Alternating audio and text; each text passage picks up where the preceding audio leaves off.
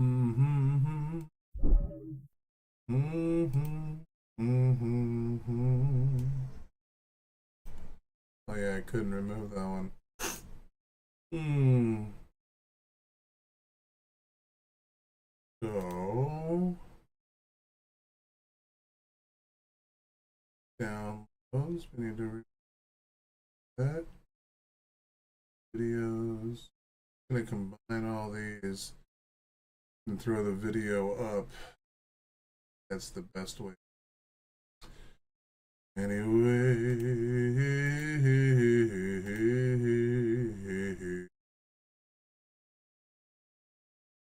Alright, so we have a video rendering, which is already dangerous. We probably shouldn't have that being done.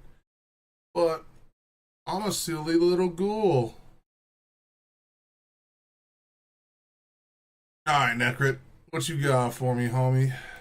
Permanently up, and there is a lot that could be said about it. But for now, we are here for the lore. Because despite...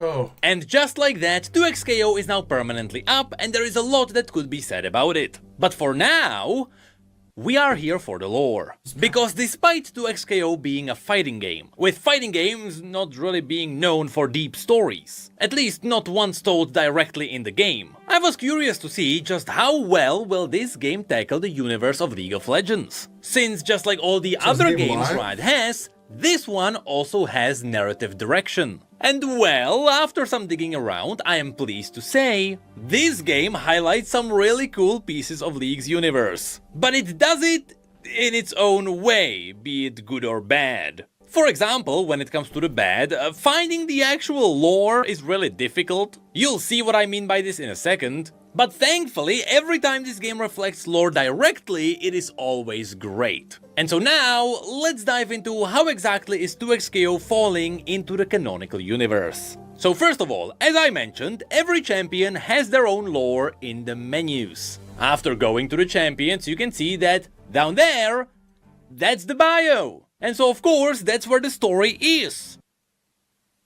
Psych! I have no idea why it is set up like that, but the bio is just a little bit of the story and it's mostly explaining what the champion does in the game. I guess that technically falls under the category of a bio in a fighting game. Maybe it should be called a description. Because using Riot's terminology, bio has always been the lore of the champion. And so now you may be wondering, well, if it is not under bio, where is it? Well, you see, to find the champion's lore, you have to go to their skins, then look at a skin, and then there is a little pop-up that says lore with the tiniest font imaginable. Now, the reason why it is probably set up like this is that when these champions get skins in the future, those skins may be from alternative skin lines, and so they may have their own lore. Other than that, I have no idea why the lore is under the skins, hidden under 3 menus. Look, in League, we have always wanted the deep lore directly in the client. Here, we are so close to it.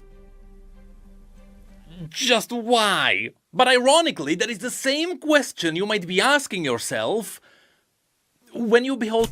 Why does he always use Noxus as the background? I feel like I need to be the counter Necrit, because I am pro Demacia.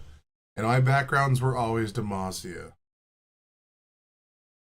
Fucking Swedes, man. Why are you defending Noxus bullshit? The segue to today's sponsor. Have you ever had the urge to sate the hydra of knowledge that's been lingering inside you? Well, at the very least, you can slay it with the help of today's sponsor. Boot.dev might be just about the most interesting way to learn any kind of coding. Are you tired of following YouTube tutorials that force-feed you? How about turning learning into an interesting minigame? That is what Boot.dev does. From the very beginning, any kind of a lesson is immediately turned into an RPG quest on an epic journey. From looting chests to slaying beasts, and that's all while unlocking achievements, leveling up and completing quests. It combines the fun of playing video games with actually gaining new skills. And in this case, Boot.dev might be just about the best way to learn backend development. It doesn't matter if you'd like to learn Python, Go, JavaScript or C. everything is possible here without getting bored. The best part is, in this glorious industry, which all of us are part of, backend development still stays among the highest paying jobs. Meaning that with just a bit of courage, you can put these new skills towards your new future. On average, it takes about 12 months to get the proper knowledge and experience for a coding language, all of which you can start working towards right now in their free tutorial. So go to boot.dev and try the courses for free, after which you can use my code NECRIT to get 25% off if you choose the annual plan. That's a so dope-ass fucking ad. Like, hold on, man. We teaching boys how to code? I need to learn that shit, man. What the fuck? Slay some hydras, acquire knowledge, and become a developer. Now back to some video game lore. Anyway, just so Like, the odds that that'll turn into something is probably small, but it's still a cool idea, bro. What the fuck is gangster? we have the full context of the champions that are set up in 2XKO, let's go through those actual stories. Starting with Darius. There is no greater symbol of Noxian might than Darius, the nation's most feared and battle-hardened leader. Rising from humble origins to become the Hand of Noxus, he cleaves through the Empire's enemies and raises the true strength of his allies. Knowing that he never doubts his cause and never hesitates once his axe is raised, those who stand against the commander of the Trifarian Legion can expect no mercy. Now, because this bio mentions the Trifarian Legion and his past, that means that this Darius is pretty much the modern version of him. Which means that his story right here is far after Arcane happened. Which also means expect a lot of references to the Noxian invasion of Ionia and stuff like that. Next up we have the lore of Ahri, innately connected to the magic of the I'm sorry, dude. Her face model looks fucking creepy. Like, what the fuck is that? Why? Spirit Realm. Ahri is a powerful Vastaya who can manipulate her foes' emotions and drain their essence, receiving flashes of their memory and insight. Through these experiences, Ahri came to see the humanity within herself and the essence that binds all living things. Now she travels the world in search of her ancestors, replacing stolen memories with those What's going on, beautiful? of her own making. Now, as you'll see from the interactions later, this version of Ahri should be the one that happens after the Ruined King. But Hell here the yeah. bio mentions that she is searching for her ancestors. And well, if you finish the Ruined King game, you would learn that she's seemingly kinda done with that chapter. You, Ahri? Where will you go? I may return to the Shadow Isles, see what more I can learn of my ancestors. I will try to walk in their footsteps and hopefully leave some of my own. She is still curious about the Vasani, which is her tribe, but she also kinda accepted the fate that most of them are just gone. One thing is certain though, this bio heavily references the Ruined King, because that's where her story was really established as her dealing with memories and thoughts and a lot of spirit magic. In the past, her base bio in League only teased it. So it's cool to see that 2XKO is embracing the modern version of Ahri. Hell yeah, And brother. speaking of modern version, next up is Blitzcrank. Blitzcrank is a friendly automaton from Zaun, originally built to dispose of hazardous waste. However, they found this primary purpose too restricting and they modified their own form to better serve the fragile units of Well, get that mail, girl. I'm glad I could spend that time with you. I ain't gonna lie, dude. I had a gummy last night, and I'm kind of like still kind of mellowed out right now, and I feel pretty good. Woo! Last night was gangster. the Undercity. Blitzcrank selflessly uses their strength and durability to protect others, extending a helpful metal fist or burst of energy to subdue any troublemakers. So yes, unfortunately, Blitzcrank is the fucking goat. I hope he still runs a dating website in the new lore. the bio doesn't tell us who made Blitzcrank, since in the original lore, Victor made him. But that is no longer the case after Arcane. But it is cool to see that he still has the same purpose. Just like in his original lore, he was there to help Zonites and also clean up a lot of the toxic waste. But here it is teasing that Blitzcrank started as something smaller, and then it upgraded its own form, likely with the scrap. So the good old Blitzcrank is still there. but we are still waiting to see who made him. Now next, after this, we have Braum. Blessed with I have never enjoyed weed, but I've wondered about gummies for sleep. That's what I used to use them for, 100%, to be honest. Like, I would just, use a gummy, pass out. But this one's got effects. They're lingering, dude. Actually, honestly, I think all gummies kind of have me in, like, a mental fog for a few hours the next day. That's what I'm waiting. Like, I know when I switch to politics, it's going to wake me the fuck up. Because then eventually, I'm going to hear something stupid and unhinged, and I'm going to be like, wait a second. What the fuck was that? massive biceps and even bigger heart. Braum is a beloved hero of the Freljord. I have Braum, just so the whole world knows. Braum is right here, dude. He's right there on my shoulder to the right, dude. He's sitting right there. And actually, I have a Blitzcrank over here to the left. Right over here, that's Blitzcrank. We got Braum, and then a mini Braum. Those two guys are total gangsters. Blitzcrank is like there. Nautilus is next to him. Like, where the fuck? Right there. Right there. Nautilus is right there underneath Zed. Hell yeah, brother. And then you can see Garen right above my head right here underneath Katarina's dagger because they're lovers. Oh. Anyway, I'm a nerd. Mead Hall north of Frosthelm shows his legendary strength. He is said to have felled a forest of oaks in a single night, and punched the entire mountain into rubble. With his shield, an enchanted vault door forged in ages past, Braum roams the frozen north as a cheerful protector, helping the vulnerable as he works towards the dreams of a peaceful Freljord. Braum is a superhero, okay? That's what he is. He goes around saving lives. Even little poros, dude. That's why poros grow beards around Braum. And also, something that's really cool about Braum is the voice actor for Braum was the voice actor for fucking Vander in Arcane.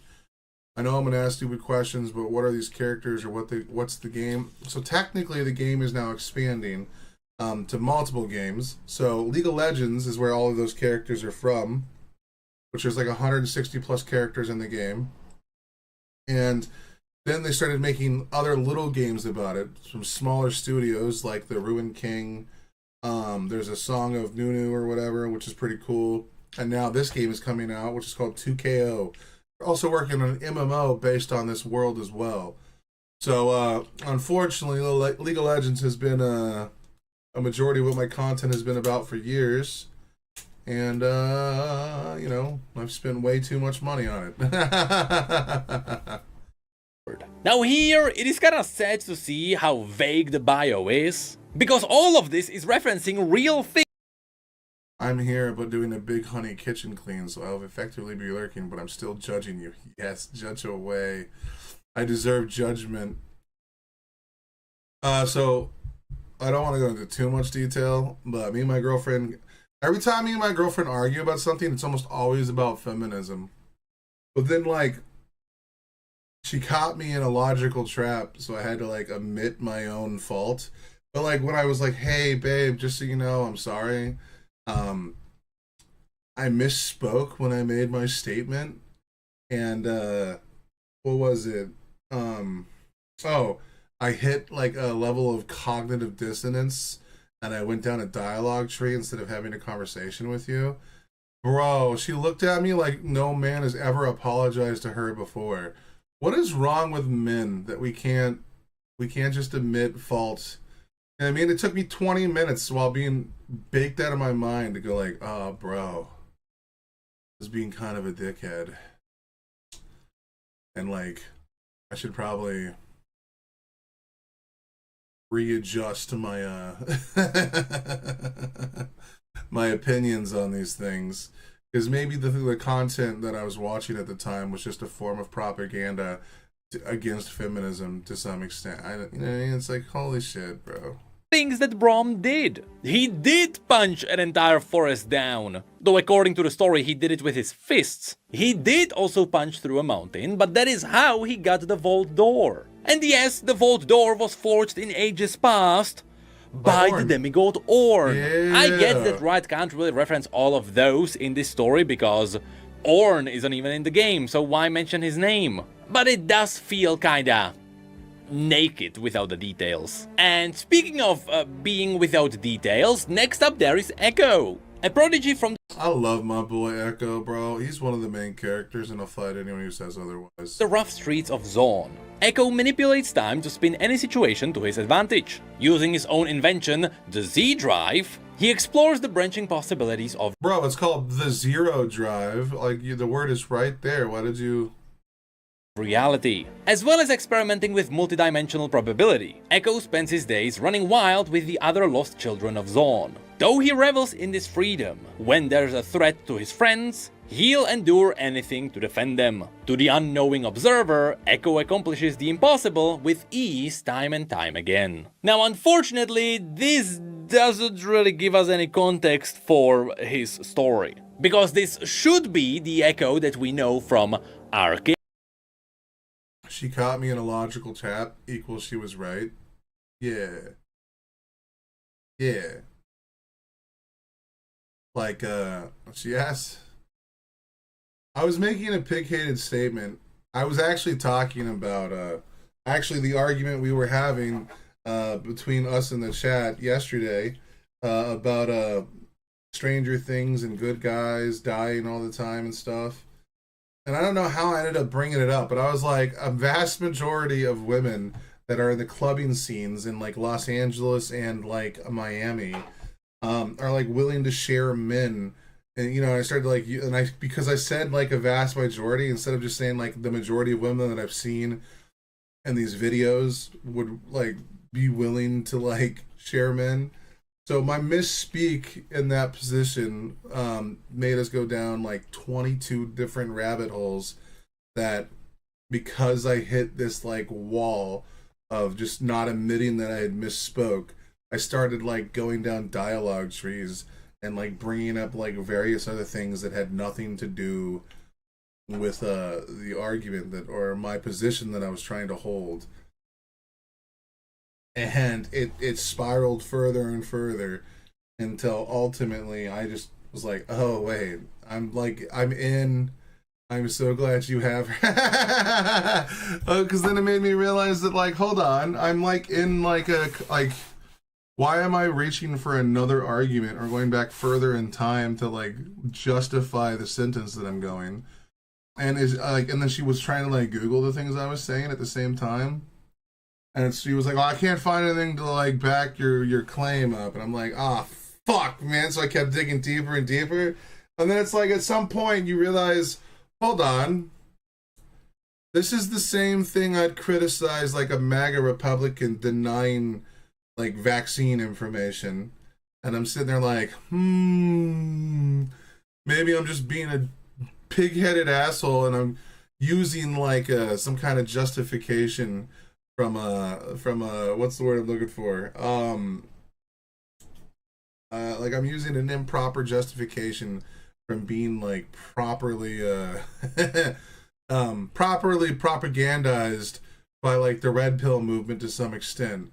I mean, there's some anecdotal experience I have, like such as like I remember I was on Tinder for like 7 years. Maybe I'm just wrong. Yeah. I remember I was on Tinder for like 7 years and like I never got someone to swipe left on me ever, unless they were femboys or twinks. You know what I mean? And so that's why I started fucking around with femboys and twinks. You know what I mean? Like they was down, bro. But I couldn't get a woman to swipe left on me unless like no matter what, dude. No matter what, dude. So like I was trying to throw that out there, and I'm like, hold on, why am I trying to make an appeal to anecdotal experience when if what I'm saying is so true that it should be like observable in reality? And if it's not observable in reality, maybe it's just coming from like my own area of like propaganda, or like that I've been propagandized to believe things that just may not be factually true. No different than like a MAGA guy that thinks the last election, 2020 election was stolen because someone told him so. You know what I mean? So like, you know, I started recognizing the patterns of the things I was saying. I'm like, fuck. But I will say, and I still stand by, this is so interesting. I I will say that I stand by a lot of the stuff I said, because it is weird for guys that are in their 30s to enter the dating market, and then usually when you're in your 30s in the dating market, the way that it's supposed to work for a man, you know, I mean, you work a job, you're making like $50,000 a year, you know, but you work like 50 to 60 hours a week. The people that you get to pick from are like women that have already had like 4 or 5 kids and they're still in the house, and then like all of the douchebag assholes, the women these girls fall in love with in high school, are like, have already done their mess of damage, like their emotional trauma, because these people were just children who weren't smart enough to like understand like the goddess that they're with, and they just abandon them or treat them like shit, and then you have to like now come in and be a dad to kids that aren't yours. Now granted, luckily I'm lucky that most of her kids are like way older and stuff, and I'm not saying that about her.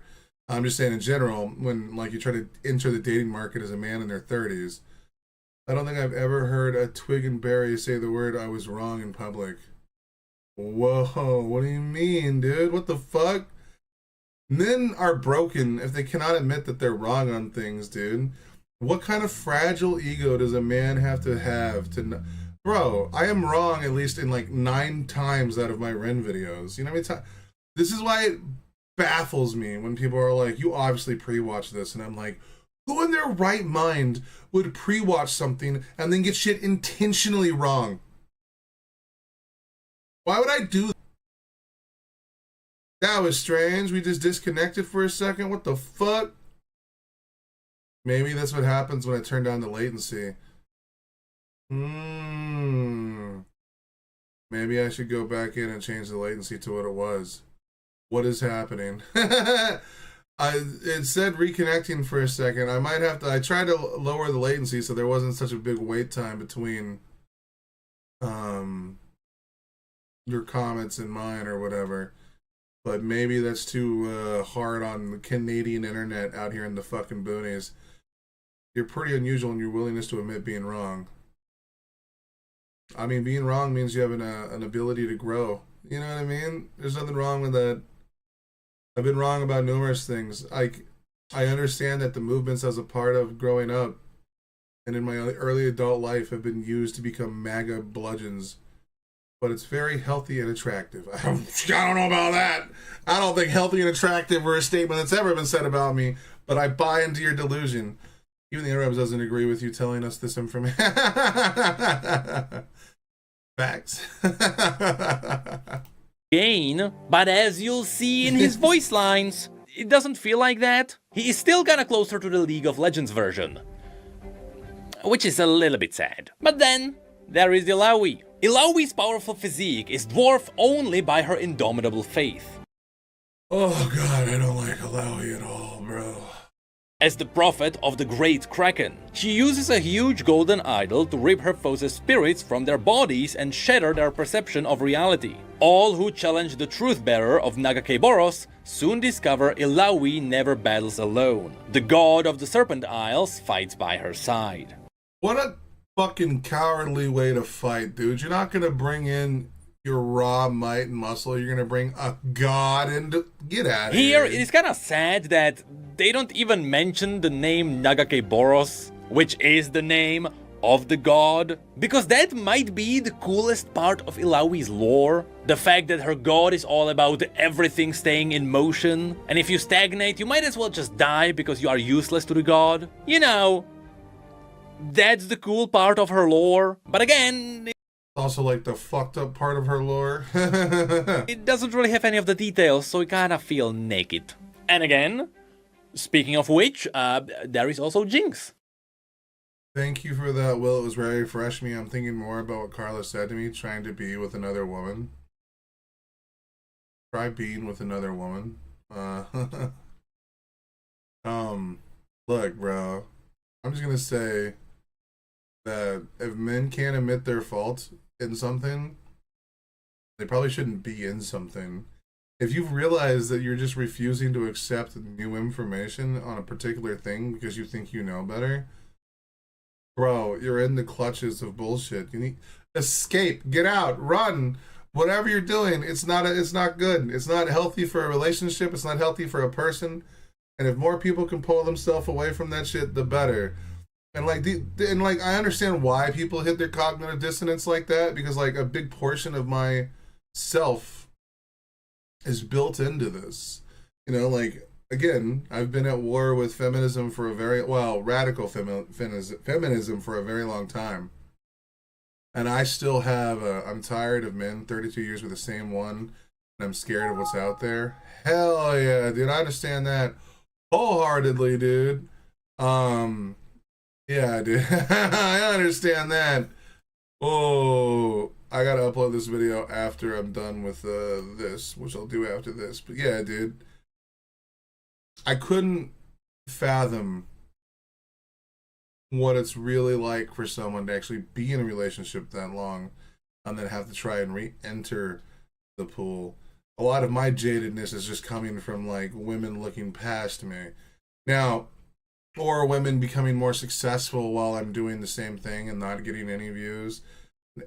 Now granted, if you were to dive into these things individually, women probably look past me because I didn't take care of myself, right? Like I was a gigantic, it's fucking monumental, exactly, dude.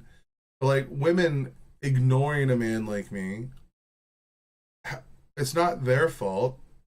I'm terrified. Yes, dude. Holy shit, I feel that in my soul. Like, come on. A woman ignoring me is not like the woman's fault. You know what I mean?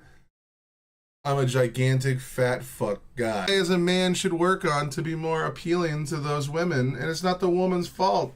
And if more men would take stock of who they are, hello, like they could be better men, and then they would be more likely to be selected. It's like, holy fuck, bro. But you can't, men are just, they'd rather point the fit. That's why that, so Carlos suggested I try being, oh, well, hell yeah, girl. I mean, I wouldn't knock it. Hell yeah, get it. You know what I'm saying? And you could probably have that emotional need that you're looking for. You know, women, look, I don't want to be sexist to men, but like men, I don't know if they're emotionally available enough. You know what I'm saying? Men kind of suck at that shit, and for obvious reasons. But like, damn, girl, get it. You can find you a little lady, honey. Get it. An unhinged and impulsive criminal from the Undercity, Jinx buries her tragic past in the chaos she spreads across Piltover and Zaun. She uses her arsenal of DIY weapons to exhilarating effect, unleashing torrents of colorful explosions and gunfire, inspiring the disenfranchised to rebellion with the gleeful mayhem Jinx leaves in her wake. Once again, the issue is that most people know Jinx from Arcane, meaning that people know about her backstory, and this doesn't really do that justice. Hey, what's up, Tracy? The emotional part is thinking of what I'm terrified about. Really? You just want to get someone to rub up on? I don't know. I think I don't know, man. I look, I can't speak of what anyone needs in their life, bro. I barely know what the fuck I need in mine, you know? But I think that emotional thing could be the good part. But, you know, I don't know. I was a person that didn't have it for a long time. Obviously, only if you actually want that.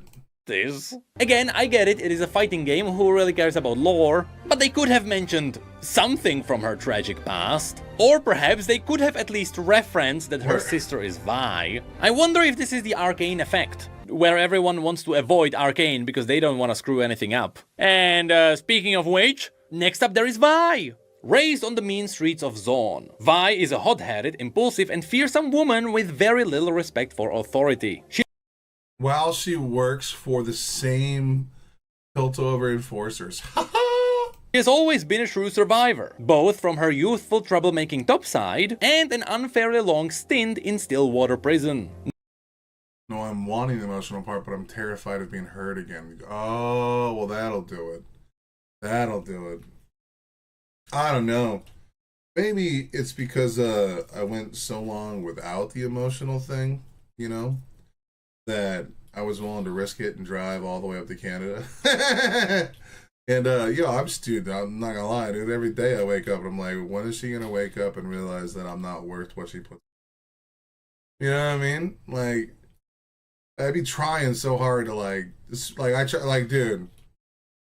My goal is to give her 3 days of back rubs because she won't let me do 5. But like, when she gets home from work, she gets back rubs.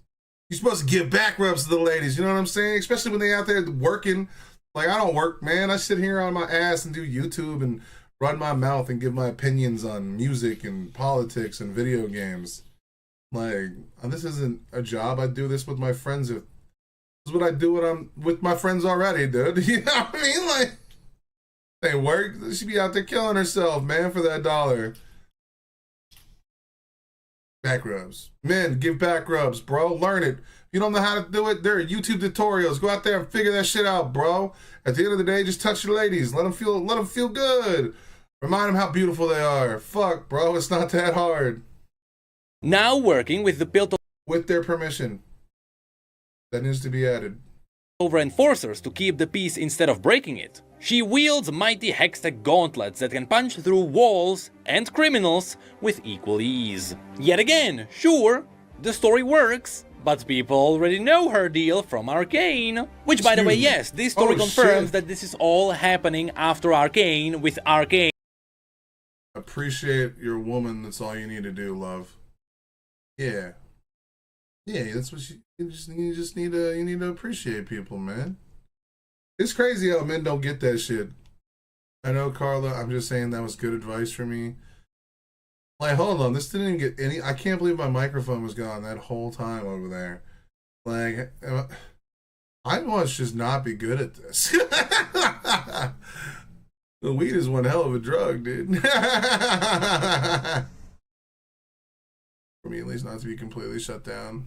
Being canon. That's why the Stillwater prison is mentioned here. So yes, this is still the Vi you know from the show. And so lastly, there is also Yasuo. I'm so glad they made Yasuo look dope. I swear, he's like one of my favorite characters in League of Legends. And I know that's cliche as fuck, but this is sick, man.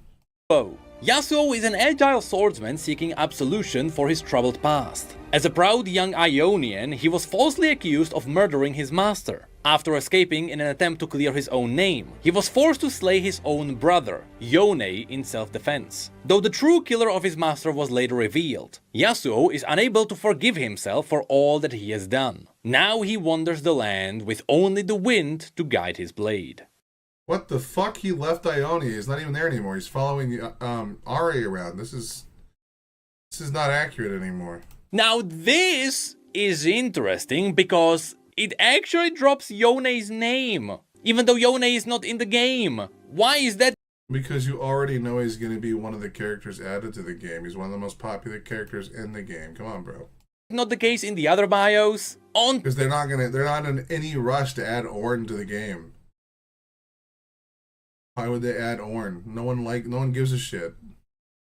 He's got like a 1% player rate, dude. Like, top of this, it is a real shame that this bio does not reference the Noxian invasion, because as you'll see, even the voice lines are teasing it. So it may be just my opinion, but these bios are still a little bit too vague. They work for the purpose that they were given, but they could be a lot cooler. And so, overall, as I mentioned, all of these lore bits are fine, but the really cool lore that is surrounding 2XKO happens around the gameplay. Sometimes it is part of combat, and I am not just talking about all the abilities being canonical in the universe. For example, is this game out now? Cause like, I want to download this. Illaoi's super actually evokes Nagake Boros. The eye you can see in the ultimate is actually the god. And there are also some other special cases. For example, when Echo uses his super, if someone interrupts him, he actually recalls and pulls it off anyway. No other character does this in this game. Also, during Ahri's super, you can see the expressions of the other champions which she charms. And those also hide some lore. For example, Jinx doesn't appear to be charmed at all, she's just waiting for the kiss. This is possibly a reference to her old lore, because way back in the day when she was just told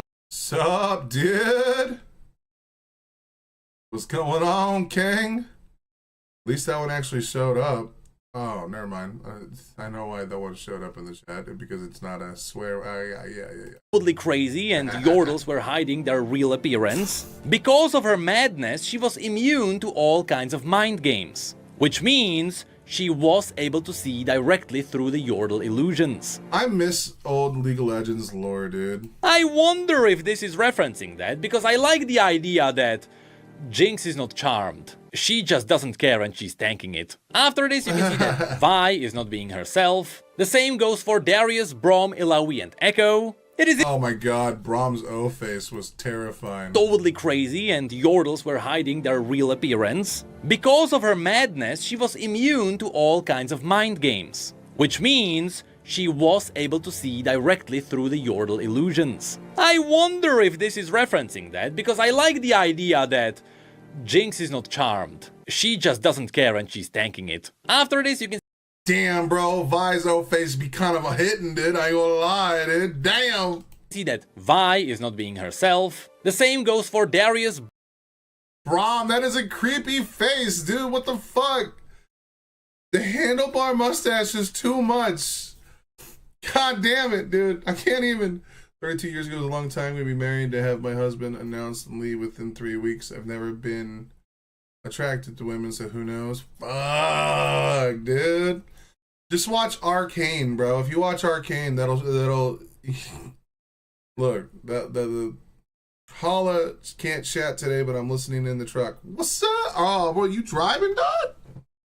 Braum, Illaoi, and Echo. It is interesting to see that Blitzcrank also has a reaction. I mean, hey, if he is based on Hextech, which is related to some kind of magic, with Ahri also dealing with spirit magic, sure, maybe she would be able to manipulate him, but let's Blitzcrank just wants love, dude. Like, why are we like he runs a dating website. Nikki, everybody likes boobs. See, that's what I'm saying, dude. Boobs are the answer. Let's be honest, this is just here for gameplay purposes. The one that really matters, though, is Yasuo's reaction.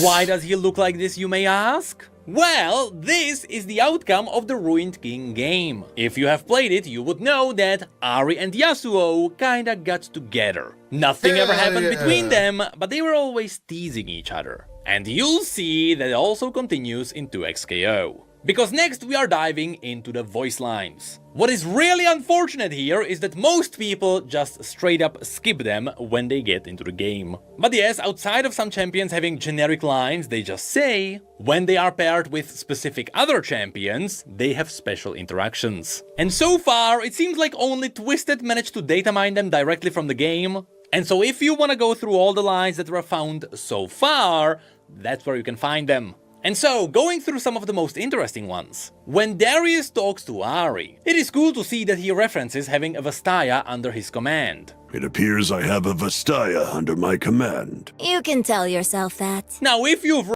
Ari's voice does not sound correct at all. read the lore, you would know that Vastaya fighting for Noxus is nothing new. There were many of them referenced in the stories of the Sisterhood of War, but perhaps none ever fought for Darius directly. Next up we have some lines with Echo and Ahri, where Ahri is able to read Echo's mind, and so she knows about his time thing. It's okay, Echo. I won't tell anyone about your secret time weapon. There's no time weapon. I just do everything perfectly. In fact, Echo The voices don't seem right, dude. What's happening? What's going on?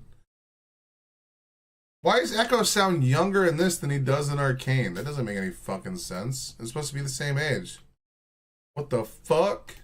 also references this in his own line. Is it true you can tell what I'm thinking all the time? You don't need to worry, child. Those thoughts are perfectly normal. And again, Alright, that was dope. here I have to mention, it is kinda weird to hear Echo's voice from Arcane, with him having the cheery character from League. This is a combination I did not think we would get, because by now everyone is just used to the grumpy version of Arcane Echo. Also, in these voice lines, Ahri gave herself a new interesting title. Miss? What exactly are you? I am Ninetales, the drinker of dreams. I'll be honest, the Drinker of Dreams sounds really cool. Is that Hextech? Oh, it's nothing. Just a mysterious Vasani secret.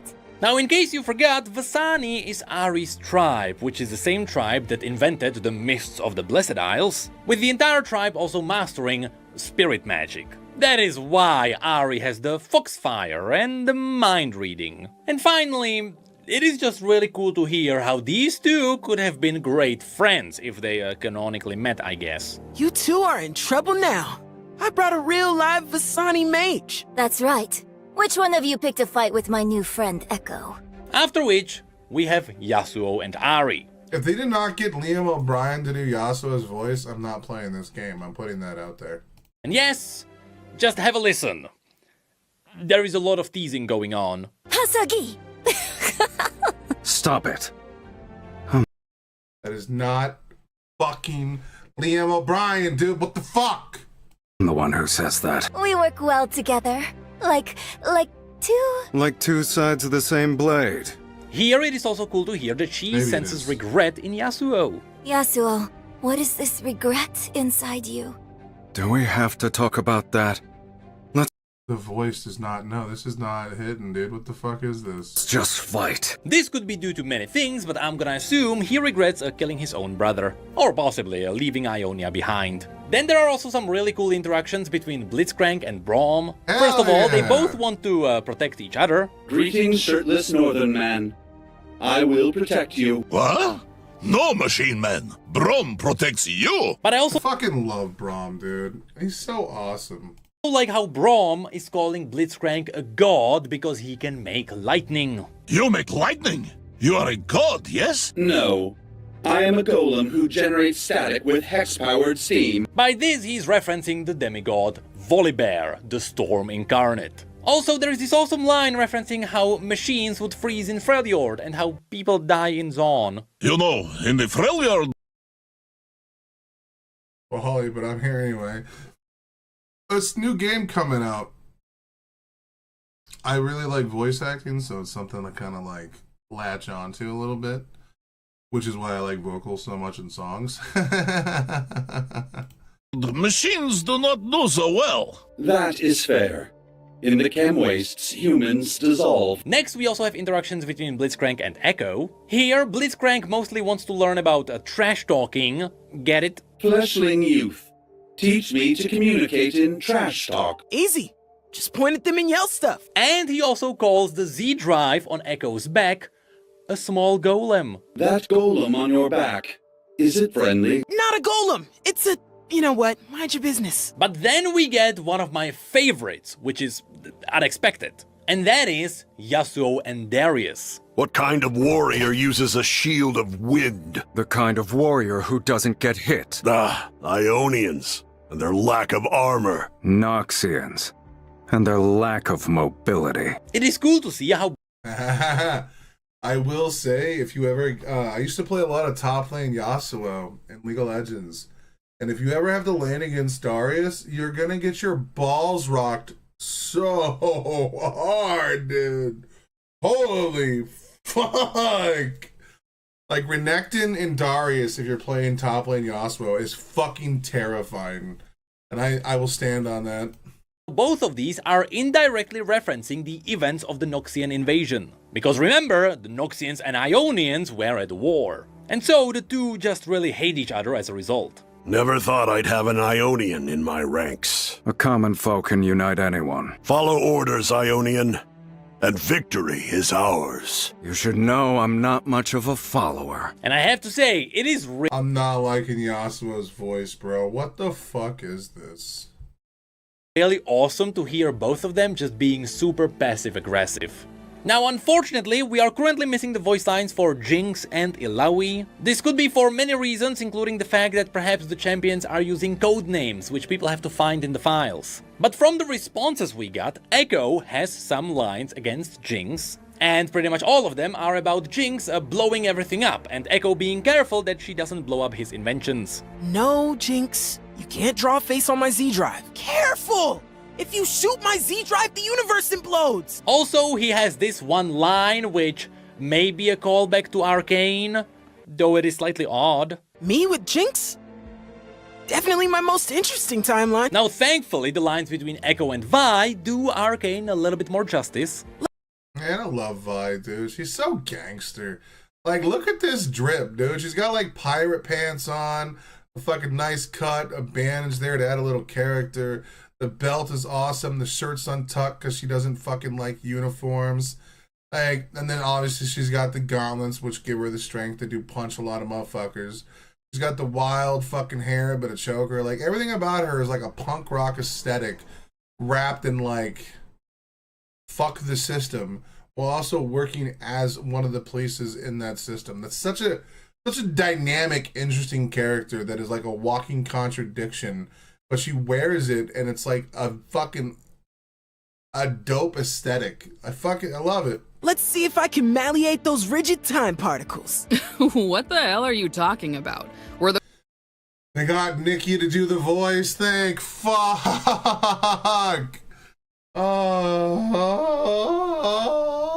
I think that's her. It sounds exactly like her, dude. Let's see if I can malleate those rigid time particles. What the hell are you talking about?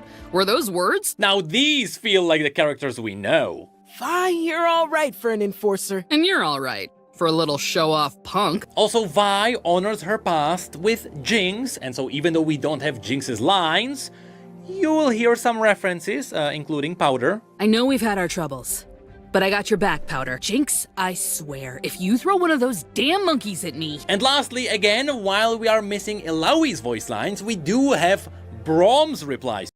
Look, in The Ruined King, Brahm and Illaoi were flirting and having a relationship because Illaoi was like, finally a man I can't break. Get it, girl, get it, girl. To that. And so when Illaoi asks where did Brahm get his door, he replies, From its hinges, when I ripped it off them. you see, technically he got the door from the mountain that collapsed, so he didn't really rip them off, I guess. Also, Illaoi asks if Brahm has any plans after the battle, to which he replies, Yes, so many plans. Why you ask? This, of course, is a reference to that one famous scene from Ruined King, where Illaoi and Brahm almost canonically banged, except Brahm ended up vomiting all over the place. And so in short, yes, Illaoi is into Brahm, and he doesn't even know it. Hell and that yeah, is brother. where 2XKO's lore currently stands. I'll be honest, there is a lot of potential that the team is working with, especially around the voice lines and the abilities and the little details every now and then. That's when the story really pops off. When it comes to the lore that is readable in the game, yeah, that one could be better. It's not that it is wrong or anything like that, it's just that there is a lot more lore behind all the champions included here. So I think they could have expanded it a little bit. Now, when it comes to the roster itself, there is one more thing that kinda piqued my interest. You see, we already talked about all the champions that are in the game. When Vi was revealed, people were not that happy because it seemed to be the safest roster imaginable. And then Blitzcrank came out, and that gave us a little bit more spice. But my question is, why did you shove so many Arcane characters into this game while ignoring the base stories that were set up by the show? Look, I get that Jinx had troubled past, but you could have at least referenced Vander. Hell yeah, brother. I love Vander, especially because the voice actor for both characters is in the fucking game. That's a little silly, honestly. But hell yeah, Decrit. The bringer of news when it comes to Arcane. Let's go. Oh, my spinner is no longer in my pocket. Well, hell yeah, man. Alright, so while we're here, excuse me, we should upload this video. I don't remember. Alright. Oh yeah, the higher end cover, yep. Great, upload video. Boom. Reuse details. I think we can just grab the details from this one. I'm gonna add it to my Renverse playlist. I don't even give a shit. Hey-oh.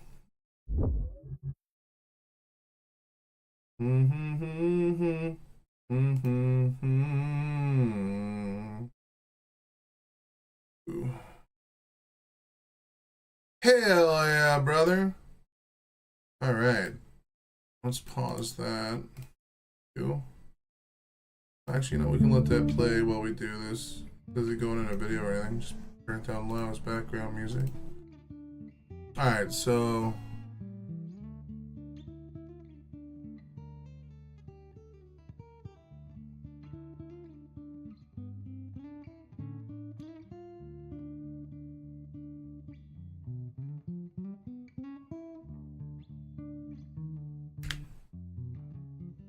Alright, and go get the original video.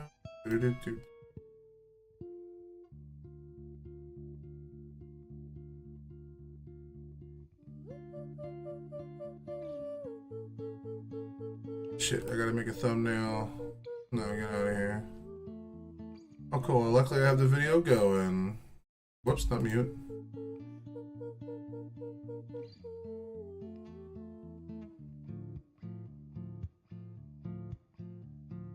Hi there, Moss. We don't talk much. Do you hate me? You're trying to avoid me, aren't you? Not funny.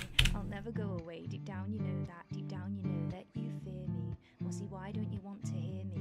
You can't run away. You'll never. Paint. There we go. Control me, can't keep me quiet for eternity. That's right. I use paint, bro. I'm ridiculous. Quite the world feels less blue. Maybe if you tried to stop putting me down all the time, then I might just like you. Is that really so hard to do?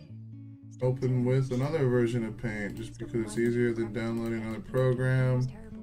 Yeah, buddy. Crazy. Don't tell me you want to try more therapy. Don't listen to them. They think they know you better than me, but they won't ever see. All right, files, save as. There it is. Take a pill, wash it down, all right, you can relax now. Try some grounding. Heart still pounding. You really still believe this might work? Wow. Boom. For real this time, I'm doing better. I don't have to hide my arms with a sweater. Oh, we need to open up the stream slaps again. Okay. Whoa, alright. Sorry guys, video's almost uploaded. I'm not gonna tell it to render another one until we're done. Where's the fucking thumbnail? There we go. I'm going past it too quickly. That makes one, so you see, you gotta get me, you don't wanna kill me. I'm not someone you should silence, I'm not something to berate. I'm the voice of reason, not the one that you should hate. Where are your subscribers? Why does no one share? Where are your friends, Master? Nowhere. I don't really care about that. I'm happy in myself, and that's what counts. Life is better when you stop trying to please everyone else. Just let me finally breaking out my shell, and I'm tired of you holding me back. I can do this without you. I promise I won't crack. If things get next. on repeat, his music. We'll turn monetization on. I can't adjust that yet. None of the above. Submit. Next. We'll set it to private until it hits the content copyright. And then bada bing, bada boom! Go ahead and make sure the ads aren't long. And then boom, it's done. Let's go. Alright, everybody. Let's see if we can get into a fucking political video to wake the fuck up. Alright, he's so mad Destiny almost brings Michael Knowles to tears. Alright, for those of you that don't know, Destiny's gotten himself in some hot water because he's not willing to, you know, he's not willing to bend the knee. What's the cute one of you and Kia? Oh, I made a little, it's my new, what's this thing called? My Discord one. Me and Kia, we went to the lake and took a photo together. I look fucking unhinged, but I love it. So that shit was gangster. That shit was fire. I also broke the dock, just so everybody knows, okay? When the whole town finds out that I'm a content creator, because I tell people when they ask me, and they start watching my content, they're gonna find out I'm the guy who broke the dock. Dude, that dock says it can hold up to like 2,000 pounds. Brother, I stepped on one side of the dock and the whole thing almost went sideways. Holy shit. And I remember we were walking down the dock to get to the end to take the photo. Every time I stepped, Key almost flew off that motherfucker, dude. That's all I'm gonna say. Holy fuck. Did you know you're fat when Canada just can't hang with you? You know what I'm saying? Like, when I take a shower, it's a scary situation here. Like, she keeps telling me that the floor is metal and like it's secure, but I feel the flex, bro, every time I step in it. Oh, bro, last night, because I took my shower while I was tripping balls, my legs were shaking like fucking fierce, brother. Holy shit. I was scared shitless. Like, I feel like I'm gonna break. I put a hole in the wall just last night while I was rolling over in bed because I pushed against the wall to roll over because I was baked out of my skull. And my elbow went through the wall. And it's like, fuck, man. What? Why is everything so breakable? I feel like the Hulk, but for obesity instead of muscles. You know what I'm saying? Like, what the fuck? God damn it. There are like spots in the house I'm afraid to walk. Holy shit, man. Anyway, enough about me being ridiculous. Alright, so Destiny is refusing to like bend the knee to a lot of these Republicans and stuff, and he's saying that unless Donald Trump or those on the MAGA right start calling out the violent rhetoric on their side, that's probably just the trippy part because of the shaking. Well, I can feel the flex in it when I'm sober too. Like, you know what I mean? Like, it's just the fear like got exacerbated by like being baked. But Destiny's not. He's refusing to like bend the knee on this, and I respect him for it. I don't think that we need to like wait until the Republicans state their shit. We should just call it out because optically we're losing to those that aren't Republicans, and I think that those are the people that we need to worry about trying to pull to our side. But that being said, I understand why he's doing it because we've seen Democrats for like the last 20 years constantly not condone violence. And the narrative is that Republicans, somehow Republicans have created, is that Democrats are the ones that are like pushing violence constantly, and it's like that's not true. All of the evidence and the data from a 2022 study and a 2024 study, the FBI's independent data, all of these things have pointed that, like the right are 76% of the crimes, or political violence have been done by the right. And then you also see people like, the White House even tried to post the crime statistics on their website, and then they immediately took it down because it showed that a majority of the violence was on the right, and they're like, oh fuck, so they had to like redact the statement and then like try to pretend like it didn't happen. It's fucking unhinged. I don't know, dude. I don't know what to say. Demon. Hey, demon! These people should not be permitted in public. They should not be permitted in clubs. They should be fired from their workplaces if they say things like this. Shouldn't be permitted in public. Wait, what do you mean by that? Are you calling for violence? Is he calling for violence right now? One side celebrates the murder of the other side, and it doesn't go in the opposite direction. He's like, this is a lie. You're lying. You're lying. We've seen lies. I've quote tweeted at other people who've deleted their tweets now. Sitting senators, right, who lie about this. This is just a lie. Stephen Bonnell, who had this to say after the assassination of Charlie Kirk. I shout the crime statistics? Not exactly. You need conservatives to be afraid of getting killed when they go to events so that they look to their leadership to turn down the temperature. The issue is right now, they don't feel like there's any fear. Like, I don't know. Look, I don't like the language that he's using here, but people know this intrinsically, okay? People know that if we go out and do a thing, like, we should be aware. Too fast? Yeah, it's just a highlight thing. I don't think it's going to be that way. I don't have the speed up or anything like that. Destiny just speeds past his parts because he doesn't really give a fuck about his opinion. Or he'll watch Michael Knowles at like 1.25 or 1.5, and then when Destiny talks, what did Norm Finkelstein call him? A motor mouth? Yeah, he can kind of come off a little too crazy. But what I will say is, so Destiny, what was I about to say? Okay, shit, I'll let it. it's not wrong. Okay, so we intrinsically know, all right, that if we do something violent, we understand that violence is always like reciprocal, right? Like if I go shoot up a school, or if I go like whatever crazy thing you can do, like if I go to try to rob a bank, like there's a chance the police are going to shoot me, right? Like I understand that when I start doing violent things, the chance that violent things are done back to me are going to magnify, and they're going to multiply, and we're going to just know. You just know. And like even Jordan Peterson used to talk about this when he first started talking, when he came out. So the fact that now the right is trying to pretend like this is bullshit is crazy. Jordan Peterson used to talk about how the fact that between men there was always the threat of violence. It's that what keeps men essentially intact from like being too unhinged with one another. That threat of violence is what keeps men, like they act like as a form of guardrails, right? So when Destiny is saying things like Republicans need to have that fear, what he's trying to say, even though he's using the wrong language, is that for some reason Republicans can come out and say the most unhinged shit and no one holds them accountable. No one says, hey bro, maybe you should chill the fuck out. No one says, hey man, that's not cool, especially if it comes from the Republican side. No one on the Republican side are willing to admonish the bad actors on their side. They just pretend it doesn't happen, or they'll always say, well, I don't know anything about that. And then they'll just move on.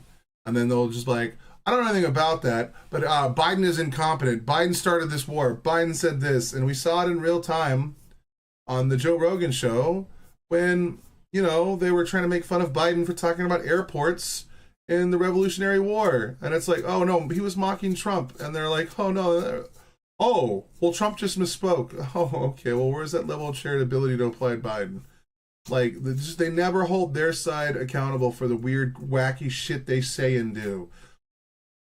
And you can't exist in a media environment where only one side is holding themselves accountable, one side is trying to deal in facts, one side is trying to argue a point based off of data or statistics or, you know, any form. Okay, I got my package delivered finally and I have some work to get done. No one else is loving the politics, but it makes me feel anxious, so I'm going to be back later. I got you. I understand, Nikki. And they're not loving the politics. All my political videos get no views. Now, we might have a little fun on the stream, but when I upload the video, they just kind of fizzle out. But I like politics, and I'm just planning on doing what I normally do instead of uploading Love You, Will, and everyone else. Hell yeah, darling. You be safe, beautiful. But yeah, so this is like, Destiny is not saying violence needs to be brought to Republicans. He's just saying that they need to feel the same level of fear that Democrats do about doing things. Excuse me, I apologize. We need to equalize the playing field. And if that means we start demanding that the right hold themselves accountable for the things they say and do, and that's what we do. And if they don't want to play that game and they want to just call us villains and monsters and demons, we'll bunker down because things are about to get a lot worse. I don't know, it's like memes. It's like they just fired Jimmy Kimmel, dude, and he didn't say anything bad about Charlie Kirk. I think he said something along the lines that the guy could have been MAGA and it's got Trump mad. And why would Trump be mad if the guy was MAGA? Like, that would actually probably be the best thing right now. Because if the guy was MAGA, or like a Groyper or something like that, that's good news. That would lower political tensions immediately. So if Trump is mad that something might lower political tensions, why? As the president of the United States that's supposed to oversee the entire United States, not just his side, shouldn't he be happy that this might be a good thing for the points? You know what I'm saying? Kind of the point. All right, and I'm not going to be able to do it on this low of a latency next time because I think it keeps having to say reconnecting. It's not going to ruin my recording of it, but it's going to ruin the stream. It's just memes to everybody, I guess. I don't know, bro. I don't know. I don't care. I'm playing video games. Okay, I'm done today. I don't go. God, it's going to be so gay if I get killed in the next 2 months. What I'm doing. Well, like, out here, please don't anybody make any the most weak bullshit speeches on my side. God, if it happens, holy shit, I'm going to make a death note before I go out. They go live and not. God, it's so optics. Hard to make sense of what he's saying. The first part is clear enough, though. He says conservatives need to fear for their life. Why not like find the original video? It's hard to know what he's saying. You know that you could like do.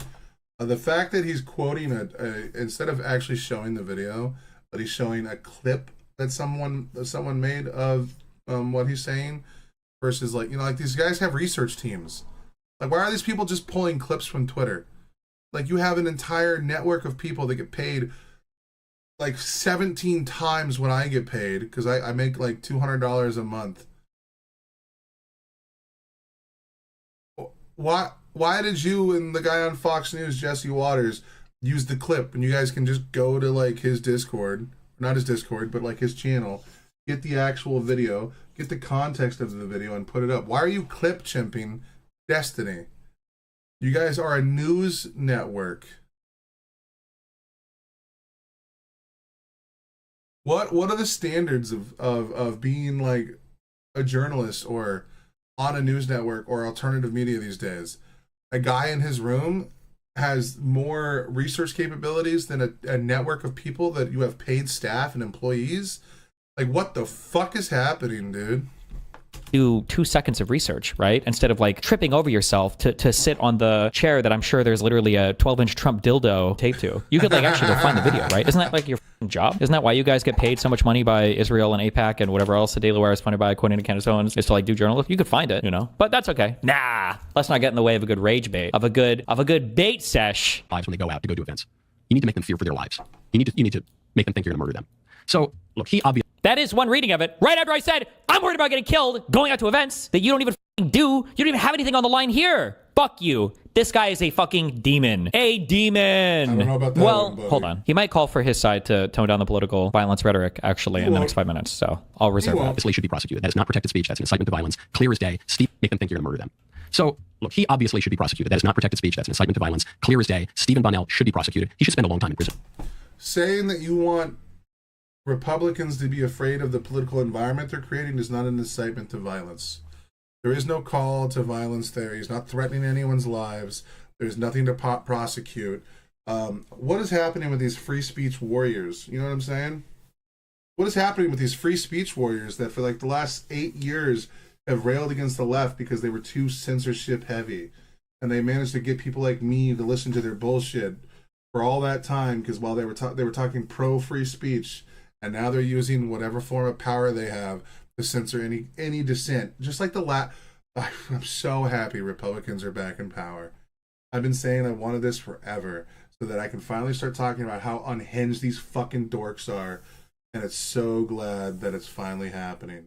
Because like I got so mad knowing that all these fucking dipshits got to wear the title of the working class hero because all of these stupid fucking blue-collar fuckboys fell in line and started listening to the fucking propaganda. It's so fucking awesome that I now get to point at all of their bullshit, because all of their fucking fascist-ass, Nazi fucking ass masks are starting to fall off, and now they're advocating for the very shit they railed against the entire time they were out of power. And I finally get to point the finger and laugh at how insane they are.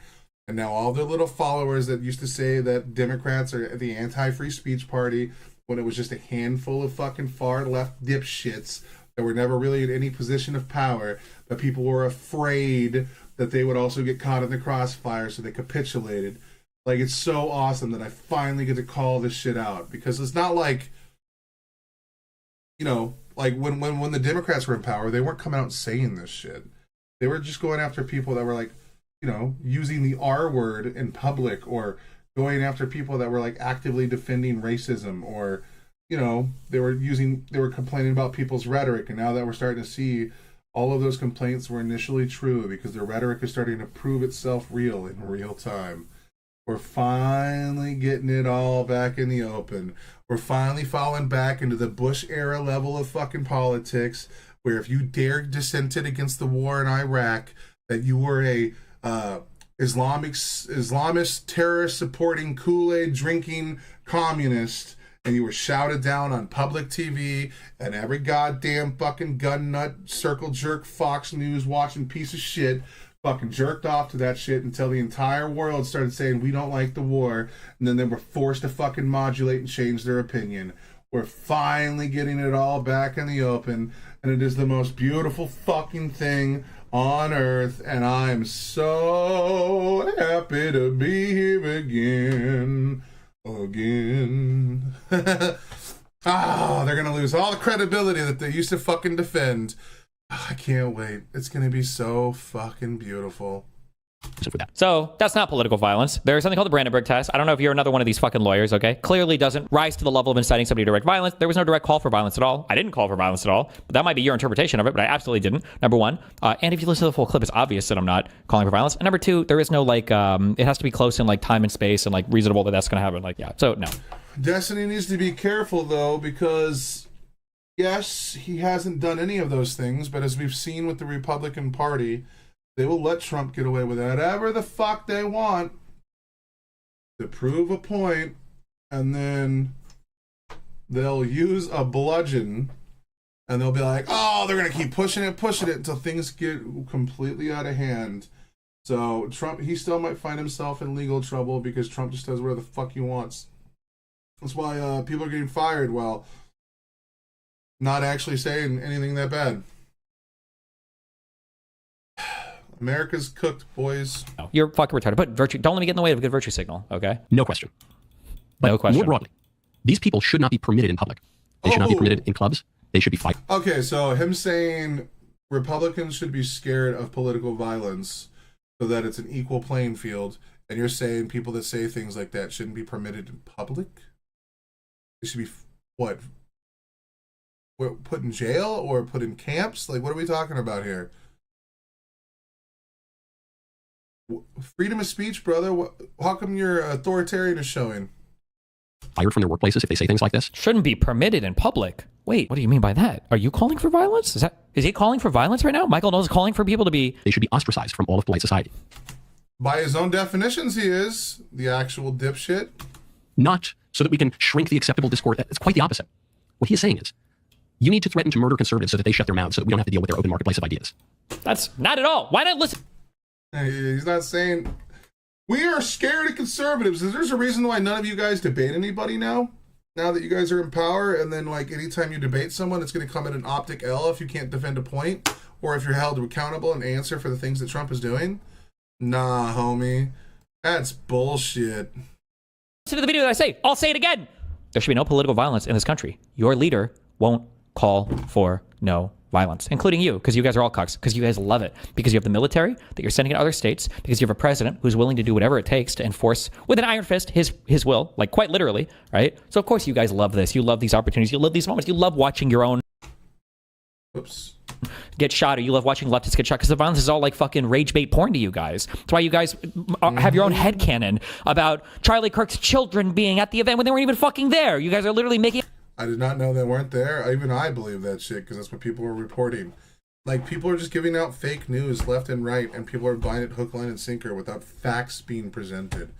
Like, until we have evidence to suggest what's happening, or a court case, or any kind of finding, we should abstain from saying things factually.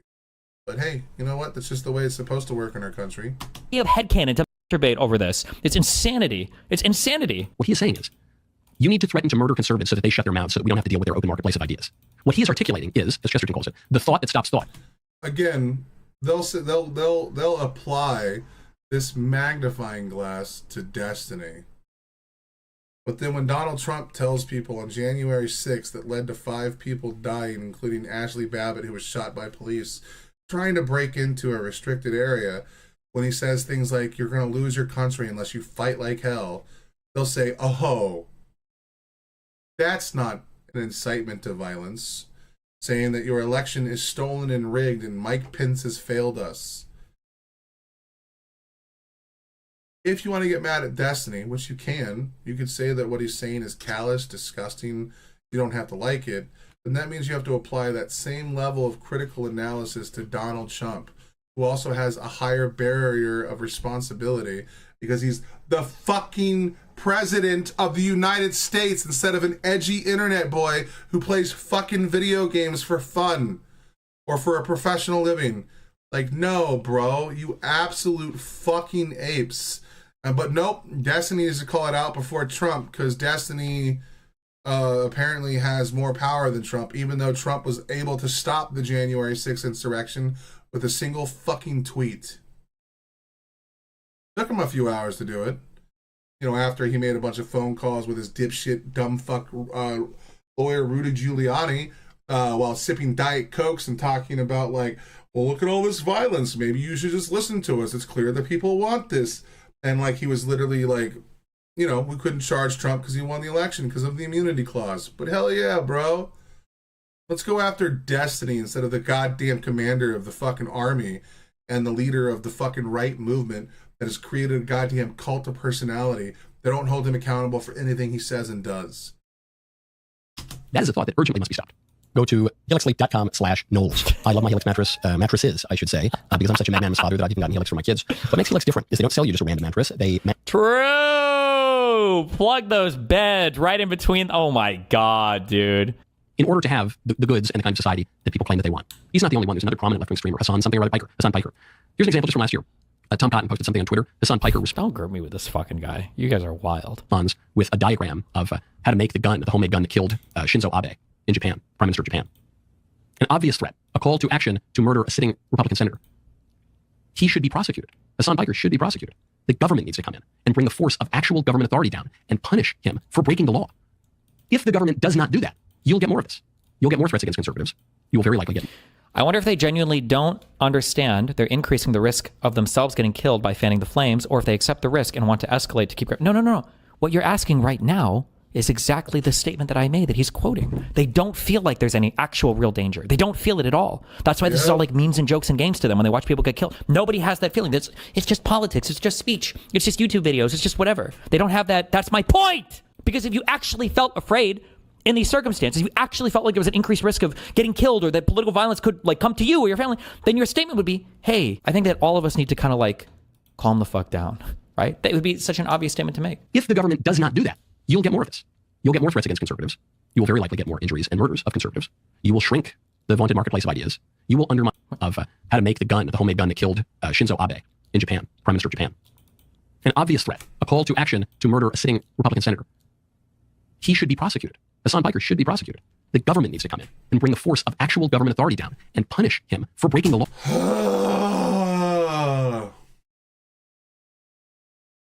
Please don't make me defend Hassan.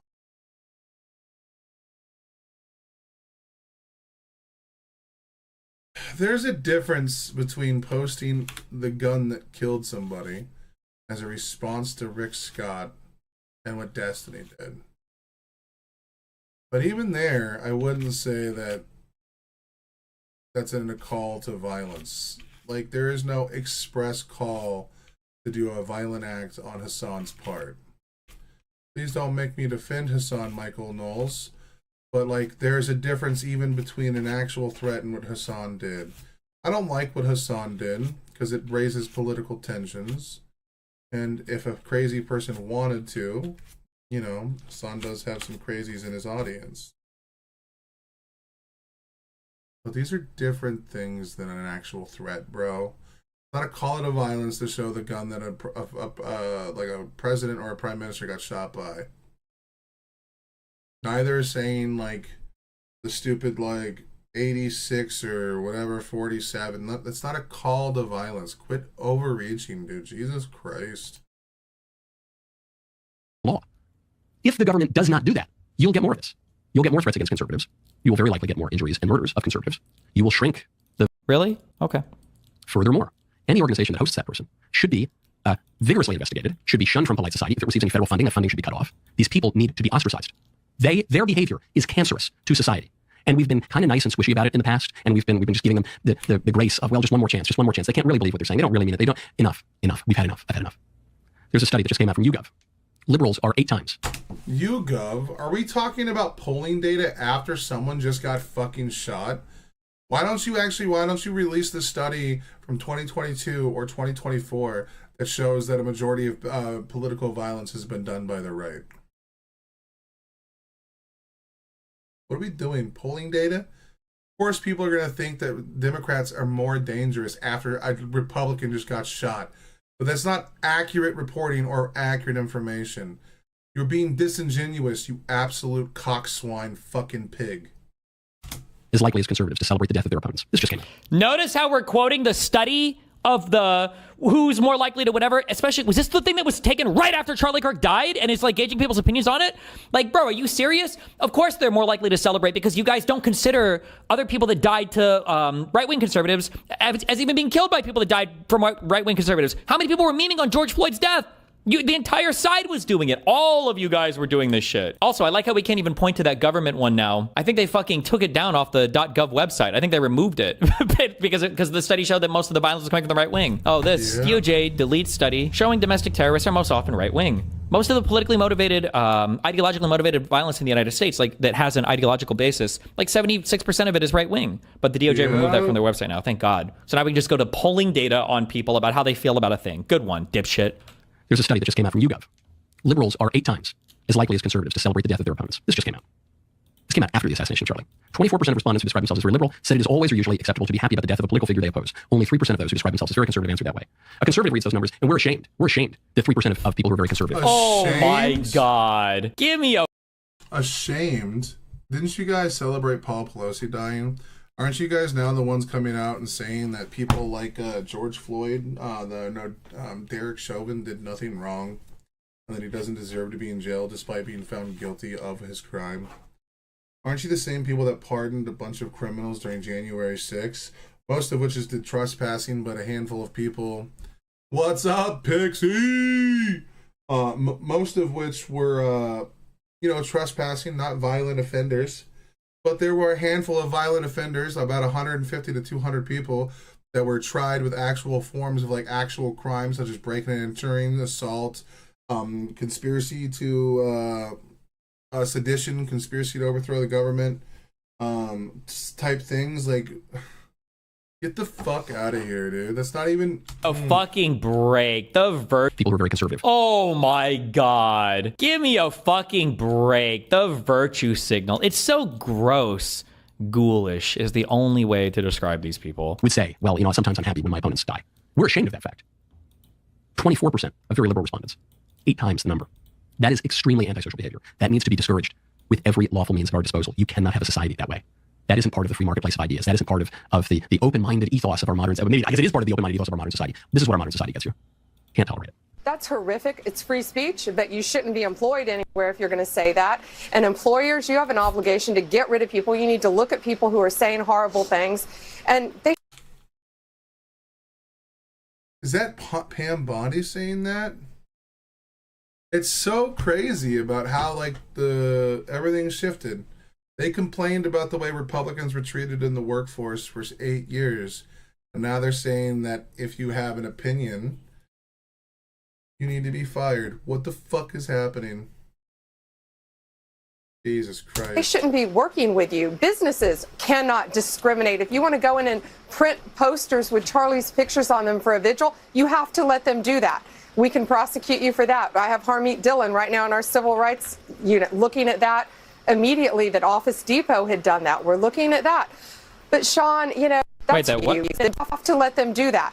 We can prosecute you for that. I have Harmeet Dillon right now in our civil rights unit looking at that. Immediately that Office Depot had done that. We're looking at that. Wait, it done what? Hold on, I'm sorry. That's horrific. It's free speech, but you shouldn't be employed anywhere if you're going to say that. And employers, you have an obligation to get rid of people. You need to look at people who are saying horrible things, and they shouldn't be working with you. Businesses cannot discriminate. If you want to go in and print posters with Charlie's pictures on them for a vigil, you have to let them do that. We can prosecute you for that. I have Harmeet Dillon right now in our civil rights unit. We can prosecute you for that. I have we can or can't prosecute you for that. Did she misspeak? Discriminate. If you want to go in and print posters with Charlie, they shouldn't be working with you. Businesses cannot discriminate. If you want to go in and print posters. Wait, when she says businesses cannot discriminate, I thought she was saying that they should be allowed to print whatever they want. Wait, is she saying that liberals are 8 times as likely as conservatives to celebrate the death of their opponents? Civil rights unit looking at that. Immediately that Office Depot had done that. We're looking at that. But Sean, that's you have to let them do that. We can prosecute you for that. I have Harmeet Dillon right now in our civil rights unit looking at that. Immediately that Office Depot had done that. We're looking at that. Wait, it done what? Hold on, I'm sorry. That's horrific. It's free speech, but you shouldn't be employed anywhere if you're going to say that. Yeah, and employers, you have an obligation to get rid of people. You need to look at people who are saying horrible things. It's fucking insane, especially because Jimmy Kimmel didn't say anything fucking horrendous or terrible. What the fuck is going on? Edit. Delete event. Thank you. This. Thank you. File saved. Close this program.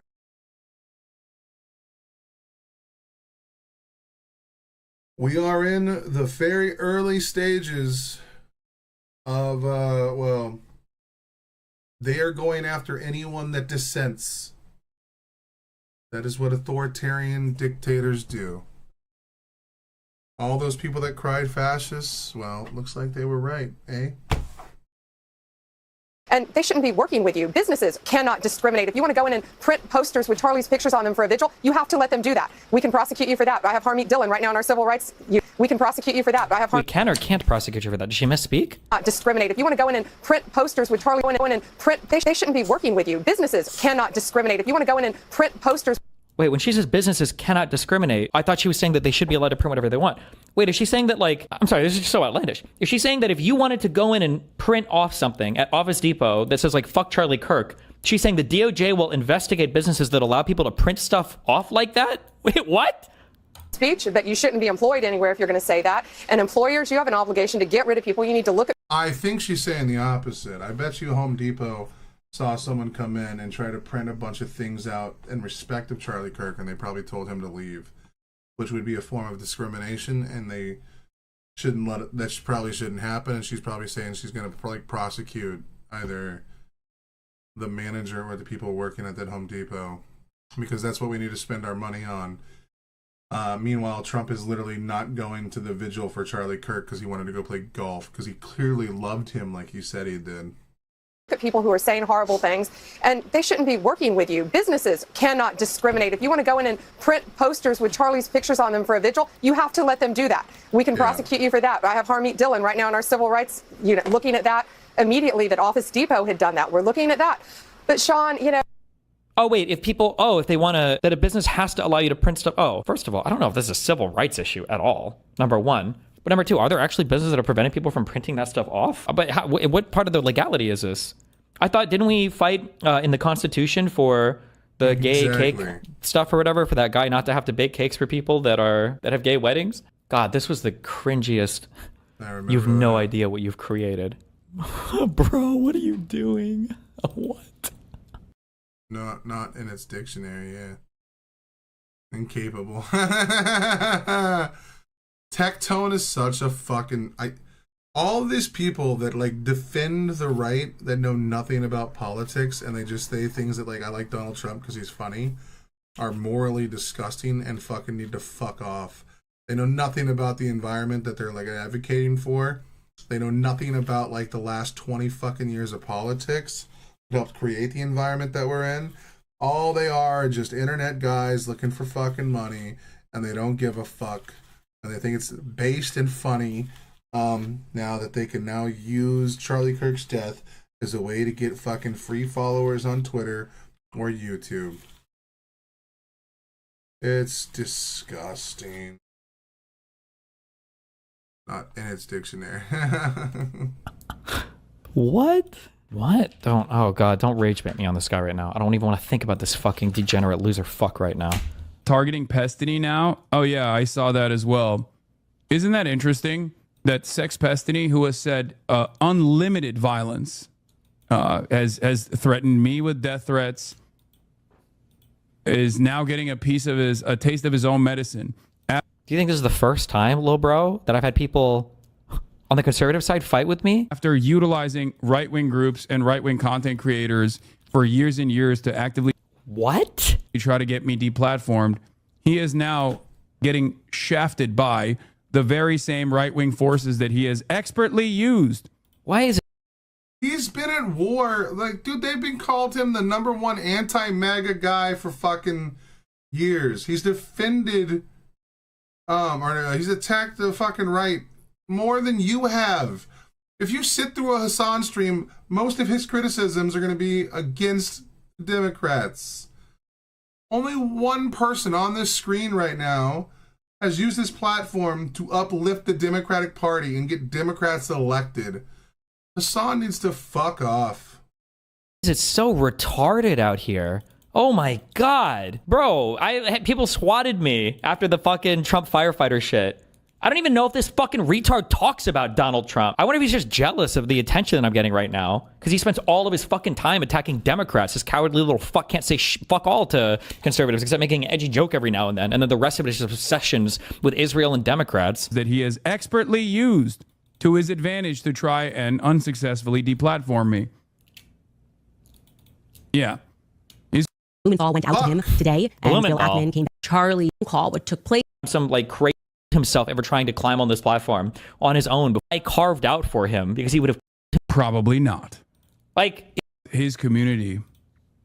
Not fighting with the right wing, it's because I agree with them. If I am fighting with them, they're turning against me. If I'm not fighting with the right wing. And now the chickens are coming home to roost for him. Yeah. Jesus continues Christ. to do so. Also, with Israel and Democrats that he has expertly used to his advantage to try and unsuccessfully deplatform me. Yeah.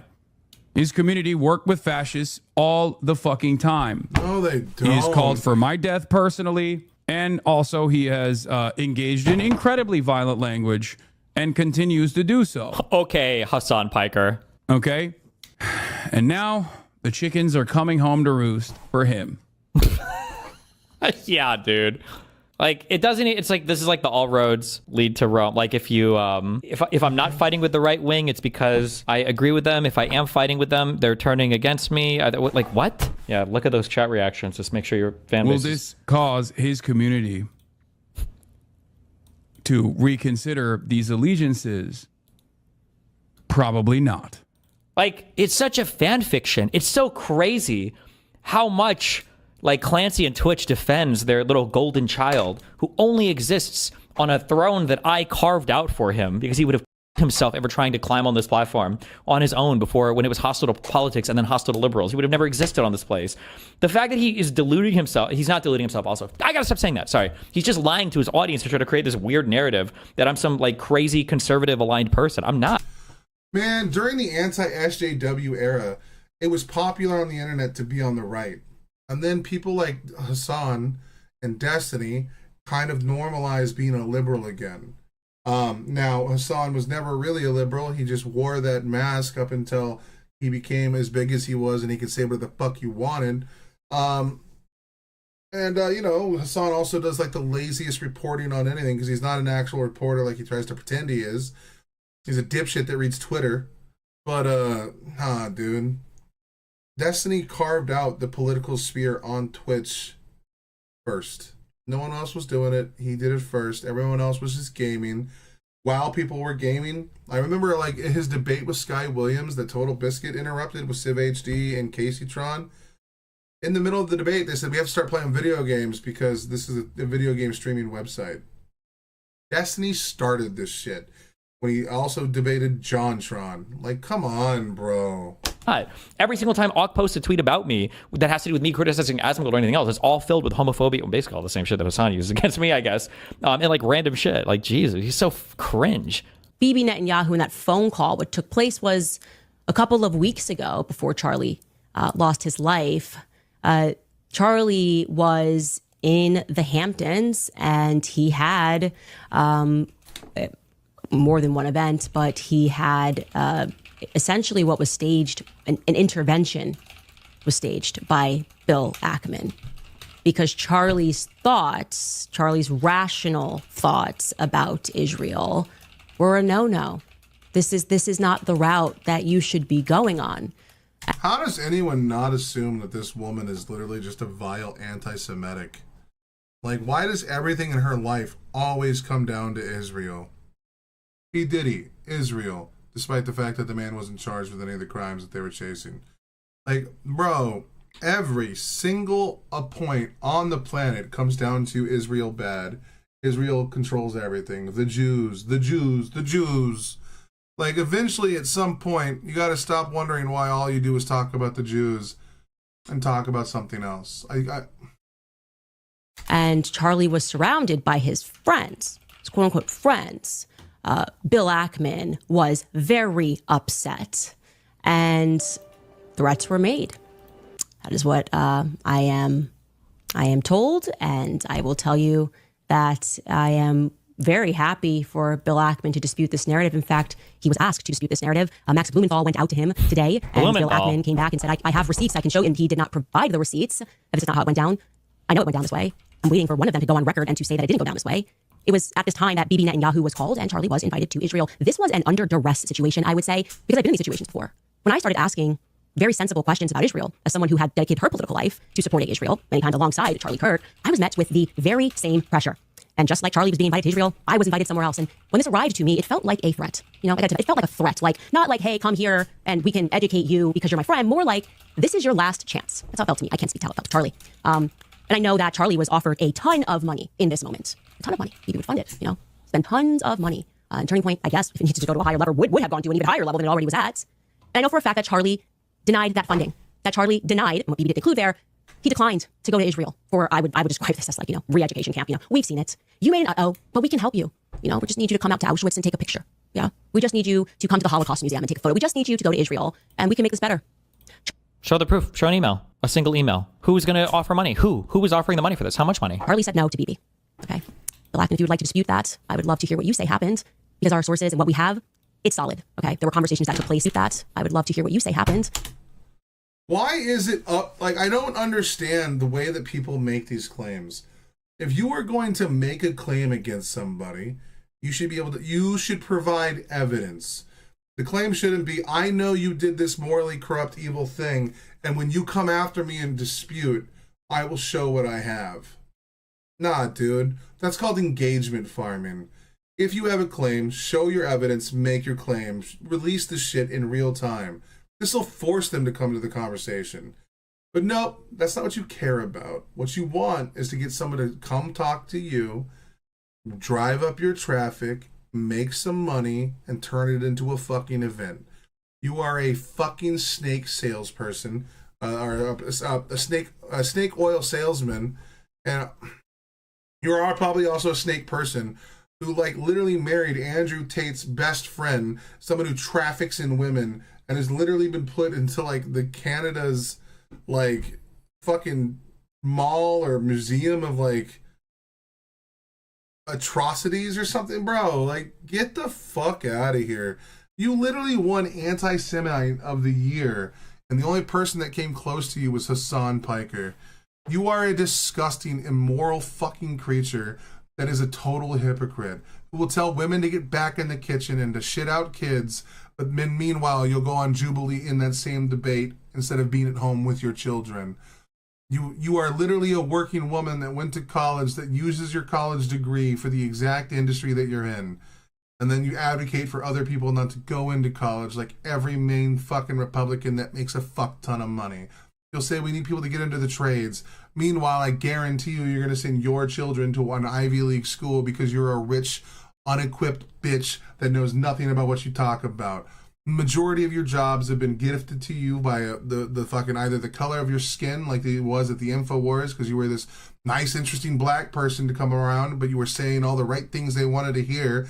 Quite literally a definitional DEI hire, because you were literally hired for the color of your skin to give out your opinions. And then you literally jumped ship on the fucking progressive movement as soon as you got any pushback for your doxing website that you created to chase people that were exercising freedom of speech. Holy fuck, man. Because our sources and what we have, it's solid. Okay. There were conversations that took place, messages that were sent at. Fuentes runs cover for Israel. There's a lot of evidence that places him at the scene of the crime. DNA evidence, video, photograph evidence. There are witnesses, but he has not given a confession, so it's not so cut and dry. We'll also talk tonight about the Israel angle. Many people online are speculating that Israel and its allies in the United States had something to do with the killing of Charlie Kirk, that it was a state-sponsored conspiracy involving Israeli intelligence and the American government, and maybe... Yeah, because dipshits like Candace Owens push it. Nick, don't tell me you're about to say something rational. I don't want to defend you either. What the fuck is happening? Why am I defending Hassan Piker in one of these clips? And am I about to defend Nick Fuentes? Holy fuck, do not... I will never forgive the Republican Party. The other forces to silence Charlie Kirk, and a patsy was created. A left-wing person was elevated to take the blame for some purpose. We'll talk about that theory tonight as well. We'll also talk tonight about the left-wing conspiracy theory, which blames the Groypers. And this might be the most unbelievable one, and that's saying a lot. I've been accused of avoiding the Israeli angle, and I'll just say at the outset, I've done one show since Charlie Kirk was murdered. I think I've put on Twitter maybe a dozen tweets.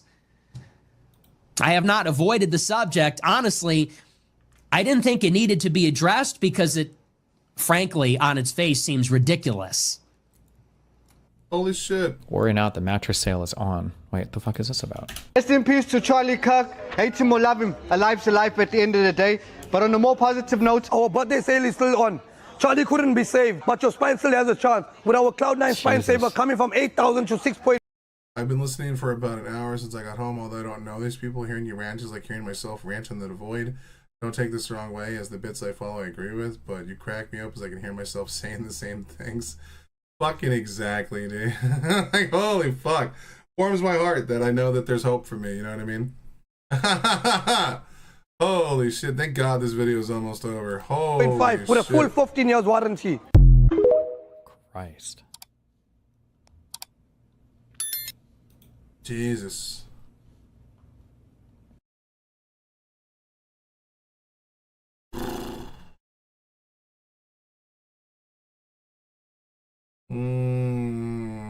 Oh, she did a cover of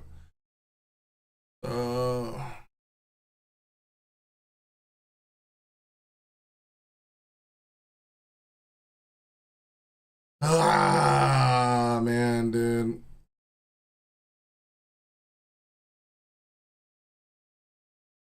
Oh yeah, let's just make fun of Tectone here because he was like he's posting these stupid fucking like, I'm a hardcore Republican now and I'm gonna start unleashing my anger on the Democrats. Let's see what he knew about tariffs before the election. My viewpoint on tariffs, for the very limited knowledge that I have on it. Limited knowledge. Meanwhile, he voted for Trump and he runs defense for the Republican Party. Doesn't know anything about tariffs. Because I know people were saying that the price of eggs is going to become $18 a carton, and for me, where it's at, it's still $3.12. Is that my understanding of tariffs is that we need more American jobs, and we're too reliant on other countries to make these products for us. So putting tariffs short term on our country could cause somewhat of an economic stress, but long term it'll open up the ability for more Americans to have more jobs to make our country more sustainable by itself rather than relying on other people to do the job for us, is my understanding of it. Sure. Okay, we can talk about this. Okay, I have no problem. I love talking about all these topics, okay? But remember the joke I made in the beginning about how he doesn't know anything with the, yeah, dude. Motherfucker is like a little mini Trump, bro. And when he asked why he voted for Trump, he said because he thinks he's funny. That's it. People voted for Trump because of memes. They don't know anything about politics. They don't know anything about policy. So for the years that Democrats tried to run on policy, it's meaningless. These people, well, there's still more spiderwebs in the basement, but on the upside, I'm really fucking angry now. No, I'm sorry. how hating woke people somehow became tied to like people's positions on immigration. So I feel like you're somebody who's traditionally not that political, but you're able to fully articulate like the Trump position on tariffs. That's very interesting to me. Right? That is very interesting. Trump is funny as the way the pie in the face is funny. He's funny when it happens to someone. Yeah. One thing that annoys me is I know so many people that are not actually tuned into politics that just see things like on TV or their alternative media feeds. But they can like perfectly articulate all of the Republican talking points.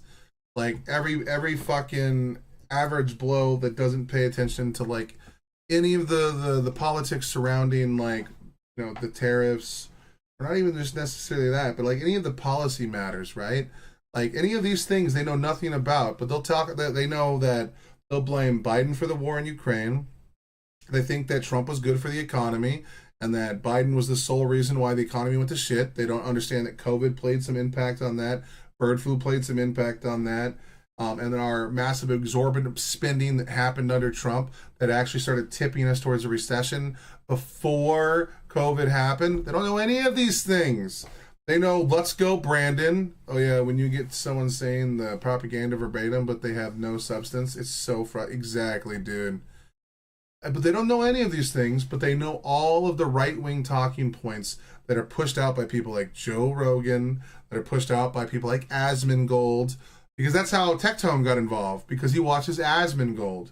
And because Asmongold is a dipshit, and his political analysis stops at, like, brown person bad. What do we do, man? What? Why are these people commenting on things they don't know anything about? And these are the same dipshits that'll come out and say, well, the left is responsible for all the political violence. The left call people Nazis. Okay, you understand that the right does that too, right? I've been called a communist, I've been called a Nazi, I've been called a rape apologist. Remember national fascists in the 1930s were geniuses at the propaganda? Yes! And that's what led to fucking the Holocaust, man. Hitler used propaganda against his own people to radicalize people against those that suffered from mental disabilities, the trans community, though that was very small, gays, and then he also used propaganda in a way to like turn people against immigrants. Holy fuck, all the same things that are happening right now. Exactly, this is the path we are on if people didn't wake the fuck up. Well, and right now people are like, but with Trump, it's only funny when it happens to someone else. If you really fucking hate that person and Trump is happening to the... Exactly, dude. Because for them, there is no threat of violence. Tectone can come out and make jokes about people because there is no blowback on the Republican side. People like Donut Operator can come out and say dark humor is a necessity to be human, but then when fucking Destiny makes a comment about or joke about how the senators fucked up in Texas and their inaction caused little girls to die in a flash flood, he's a monster. But dark comedy's not allowed because he dared make jokes about God smite those kids because of they didn't use NordVPN to like dodge the Texas porn ban. Like, what are we talking about right now, dude? And there's a big ass spider on my desk. You need to keep walking, homie. Remember, I'll let you do your own thing, but if you come near me, I'll smash the fuck out of you, dog, and say, wait for my bong. You put a fucking web in my bong, we can have words. I completely sorry I didn't have enough space to add a bit about Trump being the pie in the world's face. Yeah, dude. I try my best. Sure. I'm not accusing you of like bad for that, but I'm just saying that like it's crazy to me that like all of these things have become like super connected. That's like really scary to me. Yeah. I'm not saying you're like lying or hiding about anything. Yeah, go ahead. Yeah, like I don't think I've ever watched the news in a very long time. Once again, you know I watch Asmon. Mm-hmm. He just openly admits he watches Asmongold. Okay, but he's being radicalized by Asmongold. So that's just what's happening. Tectone was just a fucking dweeby streamer that played gotcha games and jacked off the hentai and fucking was just a piece of shit. And now because Asmongold is being radicalized by his audience and the media influences that he watches, he is now radicalizing Tectone. Whoa. All in real time, baby. I've actually learned a lot about politics by bitching about Hassan to people, and they're like, yeah, blah, blah, blah, blah, blah. And then obviously... What a great political analysis. I learned about politics because I was complaining about Hassan. And this is the dipshit that'll come out and say all he has is common sense takes. And this guy has like 700,000 subscribers, dude. This guy's getting huge. He's almost the same size as Destiny. And Destiny at least does research on the topic. Like, this is a problem, dude. The Republicans aren't asking for the people that they watch to be like qualified to speak on a position. To people, and they're like, yeah, blah, blah, blah, blah, blah. And then obviously I hang out with like Donut Operator and co, so they'll talk about it every now and then. And I'm like, okay, so this kind Oh, so people that are super conservative that will preach about like dark humor until it's used against anyone that's like a minority, or like if it's about minorities or immigrants or gays or trans people, they love that dark humor. They jerk off to that shit. But I swear to God, if you ever talk about a white guy or a straight person or a religion or like Christianity, oh man, all of a sudden, or Trump, they forget what humor is. Problem is the algorithm rewards hate, and certain immoral content creators are leaning into that. Yeah. But like that still comes down to the people watching. Like you don't have to, like I watch Destiny, and when Destiny says something a little unhinged, I call it out. I'm like, I don't like what he just said. That's not cool. But I can still like Destiny's arguments for what he's doing and why he's doing it. And I can see a rational through line through his start to finish thinking. I don't have to like everything the man says, but I can see him put in the time, do the research, look up the facts, and like make a clarifying statement.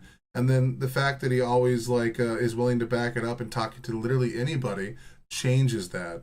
Like he has research streams where it's literally like a dry ass stream for 6 hours, 7 hours, where he's just reading Wikipedia pages, finding links and studies, and then reading studies, and then people like in his audience want to debate the study to him, and then while he'll form his opinion in real time. And I watched him do that with Israel Palestine, and it changed my way of thinking, because then I started looking at all these other people in the alternative media sphere, and you realize none of them do that. They just come out and make a claim, and then they just walk away. It doesn't matter if the claim is factual. It doesn't matter if the claim is honest. None of those are important. They just make the claim, and then people forget about whatever the claim was, and then people like absorb that into the zeitgeist, into their brain. Like it'll just become the new truth without it ever being verified or proven, or none of it means anything. You're fucked. Kind of what I understand. And just I've been doing this thing. This is so gay to admit publicly. Do you know what stoicism is? I know what people say stoicism is, yeah. Are you taking like cold showers in the morning or something, or? No. So stoicism taught me that approach. Yep, if it incites hates and gets views and clicks and engagement, they have done their job. Yeah, but the people watching need to be like more cognitively capable. Like when something is pulling at one of your emotions, you should ask why. If something's making you mad, you should ask why, and then look into that why. It has nothing to do with them wanting truth. Yeah, and that's why when people like Jordan Peterson says that we're truth-seeking machines, he is lying to you. He wants you to think that people are truth-seeking machines, but they're not. There's a reason why reaction content blows up the way that it does. It's because we already like a particular thing, and we're going to go find something that we already like. We like to entrench ourselves in echo chambers, even when it comes to our own music. There's a reason why a majority of the top artists continue to get a majority of the plays. There's a reason why people like Ren have a hard time breaking into like the industry as a large, despite no matter how good he's playing or how well he's playing or how deep his songs are, because people like what other people like, and they like to be in that circle, and they like to have those same conversations. Like, did you hear how Taylor Swift said this in her lyric? Oh, wasn't that awesome? You know what I mean? Like, it's people just like to be in their own tiny little bubble, and the internet has only further expanded that issue and made that issue further a detriment to like the civilization that we're a part of. It's fucking ridiculous. Everything was skepticism. So whenever I But people are dumb, dude. Sorry to say it. Well, most people do not engage their brains. They accept feelings as facts. Thinking is hard, and many cannot be bothered. Dumb is probably accurate, but I just want to give you some pushback because of the danger of thinking that way. Maybe people just aren't dumb. They just have such a limited amount of capacity available, and they spend a majority of that on their family, personal life, and job. And so that when it comes time to like interact with those things, they just don't have the cognitive ability to no longer do it. Now you could call that dumb. I just think that maybe their mental capacity is tapped out by the time they engage in politics. Oh yeah, I expected the pushback. I agree with you. Hell yeah. But I mean, you could use that as a metric of being stupid anyway. So like at the end of the day, I'm kind of just agreeing with you at the same time. You know what I mean? Because intelligent people typically just have a higher capacity of information and knowledge. So like, I mean, at the end of the day, I just don't like the phrasing. I can only type short sentences here. I got you. And you know what? You're 100% right, dog. Hear something, even if it's from somebody that I don't really know, I'll always take a mental note. Like whether I know them deeply or I barely know them, I'll always take a mental note of what they've told me, and then I'll research what it is they told me to make sure I'm not getting misled. Where's that spider at? Can you eat my brain, please? This motherfucker just said I do my own research with extra steps. Why is it every person that does their own research doesn't like facts and doesn't know anything?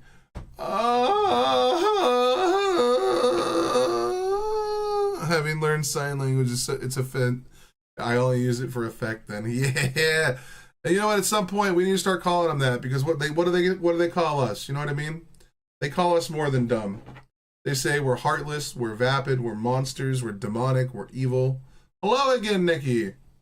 At some point, we need to give them pushback, and if being a little more honest is how we do that, fuck it, I'm all game, bro. They are dumb. By and large, because unfortunately, when you're part of a group, your intelligence points go down. Critical thinking, bro, it doesn't kick in when you have more than, like, if we had like 30 people in here all agreeing with me at one time, I feel like I'd start like my brain would start expanding in a negative way. That's why it's pretty cool to have people like Clara and Kia around, because they will always challenge everything. Even when Kia agrees with me, she'll challenge me to find out where I got the information from. Crowd thinking is dangerous. Agreed. Exactly. Because sometimes I might get information from a bad source, even if the information is correct. And if that's like, if I'm like just quoting stuff from another influencer that I watched, that's dangerous. Wait, I need to disagree with you quick. Nah, dude, you already give me pushback a bunch. There's also Ricardo, like Ricardo 420. If I ever say something unhinged, I know he's about to be in there like, what the fuck, bro?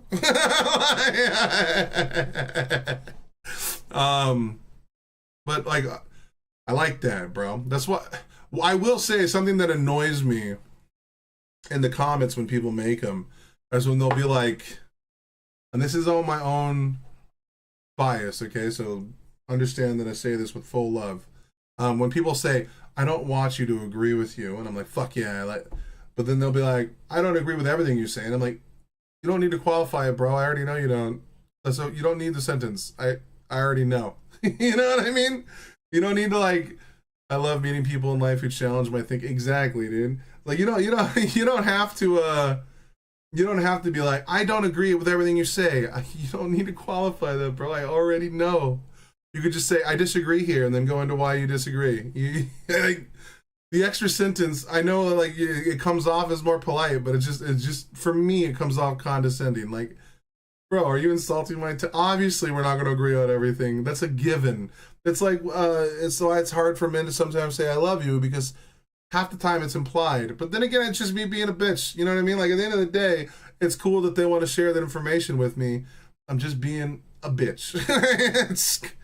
And I might take a quick break around lunchtime today, because I think my girlfriend actually gets to come home on her lunch. So I'm going to go say hi and stuff. So I might end the stream and then start up another one. Or I might just, put on a little lo-fi music and then disappear. I'm more of an avoid the subject when we disagree, mostly because of my anxiety about confrontation. Yeah. I mean, I get that. I'm a kind of the polar opposite. If I find, excuse me, by the way, if I find that someone disagrees with me, I want to fucking know why. And I'm like, tell me. I need to know. Sometimes, even if I agree with someone while they're saying something, I will bring up a disagreement just because I love disagreements. And sometimes I'll push back on, like, if one of my buddies gets in my Discord call with me, and we're sitting there gaming, and he'll come in and just be like, yeah, I started doing cold plunges. I'm like, weird. Why? Well, you know, Joe Rogan starts, and I'm like, oh, Joe Rogan told you cold plunges are good. Well, yeah, then I went and did my own research, and I'm like, okay. And he's like, yeah, so cold plunge is like really good for you. And I'm like, okay, so how much did you spend on the cold plunge machine? And he's like, oh, like $2,000. And I'm like, cool, man. Cool. That seems like a lot of money. I need to know why people disagree with me because I might be wrong and I would rather learn and correct myself. There's a bit of that, and then sometimes I just want to see the way someone thinks. You know what I mean? There's a reason why I love politics is because it's not necessarily... I think what you want to know, wait, hold on. I think they want you to know they do agree with a lot of the things you say. Stop being a bitch. Exactly, dude. Exactly. I'm just saying, yeah, it's just me being a bitch. I openly admit it. I just... Suffice it to say, or like that same guy will come around and I'll be like, oh yeah, man, did you guys see this like Joe Rogan episode? Because I still watch him. And then all of a sudden he'd be like, yeah, you know, I recently got into like micro dosing, bro. And I'm like, hold on, Mr. All Drugs Are Bad, you got into micro dosing? Well, yeah, like, you know, I've been doing my own research. And I'm like, oh, cool, like, what brought this on? And then he'll like name the person that goes on Joe Rogan.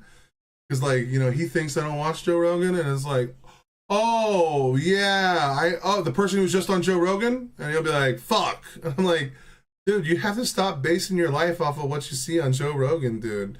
At some point, you can't call it your own research when you're just taking someone else's word for it. Like, come on, dude. What? But also, just to throw this out there, Clara, I gotta say it correctly. I know it's a C with the word Lara. Yeah, from Tomb Raider. Lara Croft was gangsta. Anyway, dude, pleasantries already get on my nerves too. I'm a bitch though. I don't like it when things feel corporatized. And so when people like have this like overtly corporate level of speech, I'm like, am I being condescended to? Like, or like, where is this coming from? I don't know. I'm a bitch. I deal with anger better than I do with kindness. If you call me up and like, hey, what's up, you fat bitch? I'm like, what's up, dog? If you're like, what's up, handsome? I'm like, who was talking to me? Because yeah, I feel like I had this internet issue with a while ago, and I spouted some misinformation. I felt really bad about it, so I've been trying to Google everything I say a little bit more. But as a scientist, I will usually say that people's own research is usually piss poor. Oh, I can't stay much longer. Like lots of other things to do. Just realized, including watching rugby league soon. Should be good games. Fuck yeah, dude. Get your shit going, bro. Hey, I'm glad you stopped by. You know what I mean? Like, hell yeah, brother. This is the way. Hey, man, obviously we got to go do your thing. Go do your thing. Hey, look, I'm here regardless. Even when that viewer, I actually have viewers hidden, so I don't know how many people are in here. But, I'll be doing this even when 0 people are watching, bro. This is what I was just going to do on my day off anyway. I would get through the videos a little faster if I wasn't streaming to an audience, though, because I would have less feeling desire to like talk about things. I'd just be like, "This is crazy," you know. Exactly. I said that other day. Most people have no idea how to do research. Yeah, dude. And my buddy got a little mad about that. It's like, dude, there are 4,000 people watching. Wow, don't fact check that. I won't, bro. Because it would be gangster, but impossible. Because the chat would be moving so much faster. Fact checked in real time through logic without even... I did my own research, boys. Trust me, bro. Yeah. Anyways, yeah. Yeah, okay. So, okay, do you do all your own, like, thumbnails and editing for your YouTube channel? No, none. Okay. You pay. Yeah, fuck you, Tectone. I do that shit. That shit sucks. Like, I can't wait until the day that I make enough money to buy an editor. Okay, have a good night. See you. Be safe, dude. Is it Spatuk? You know what, dude? I'm not gonna try. Just not gonna try. I'm gonna call you my bearded angel because your image looks like it has a beard. Be safe, dog. Be careful out there. It's just getting wild. Somebody do that, right? Yeah, so I have one team of editors that gets 100% of the revenue from my channel, and then I have another editor who gets 20% of what I make off my main channel, and they run everything. Okay. Do you do when you pay these people to do this work? Do you feel like you're getting ripped off? No. Okay. I'm very happy to give them whatever. I think pleasantries can be coming from a place of blowing smoke up your ass, but it can also be a function of people wanting you to know their good intentions towards you. Speaking from exactly. Yeah, I know. I'm a bitch ass, bro. It's a mustache. I don't see a beard. Oh, fuck, you're right, dude. It is a mustache. How did I fuck that up so bad? Isn't that 120%? Fuck, dude. Well, hopefully he didn't hear me fuck that up. But he did. Whatever they want. Yeah, and then I'm guessing they don't feel like they're getting ripped off, right?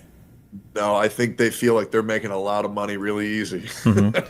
So I guess one of the things that I have an issue with, this is a very macro level thing, but it's going to impact this kind of like tariff conversation, is right now there's this very widespread thought on the right that has to do with like everything in life being a zero-sum game. So like if immigrants are winning, it means we're losing. If other countries are winning, it means we're losing. If these people are getting jobs, it means we're losing jobs. People have this weird notion now of trade or of development in general, where you can't create wealth. It always has to be transferred from one party to another. So like when you pay your editors, like in terms of physics, there's only so much matter in the universe and matter is conserved and all that bullshit, right? But in terms of like human well-being and economics and everything, like you're giving something to them, they're giving something to you, and both sides are benefiting from that. Both sides are walking away from that happier. When I look at things like tariffs and we're talking about like making everything in America, I feel like one thing that's never brought up is like, why isn't there some stuff that we'd rather just import and like focus on making better stuff? Like in the United States, we have like the highest levels of manufactured goods and services of any other country on the planet. Why would we ever want to go back to just making like nuts and bolts or like refining steel? I think that's a very fair point, that there are some products that we should be utilizing from other countries. I think that's absolutely fair, 100%. I just think the United States has most likely become over-reliant on other countries, to where the point is we're importing our United States flags from China. Sure. But I mean, also think about like how... What? Who gives a fuck if China's the one making the flag? Do you want the flag to cost like $49 fucking dollars, or you want it to cost $20? And like, you think that there's going to be some inherent different quality check within America? Have you not worked in American industries? They're so poorly run and optimized.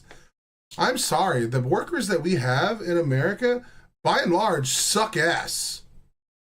I don't know what to tell you. I've been a manager of multiple places.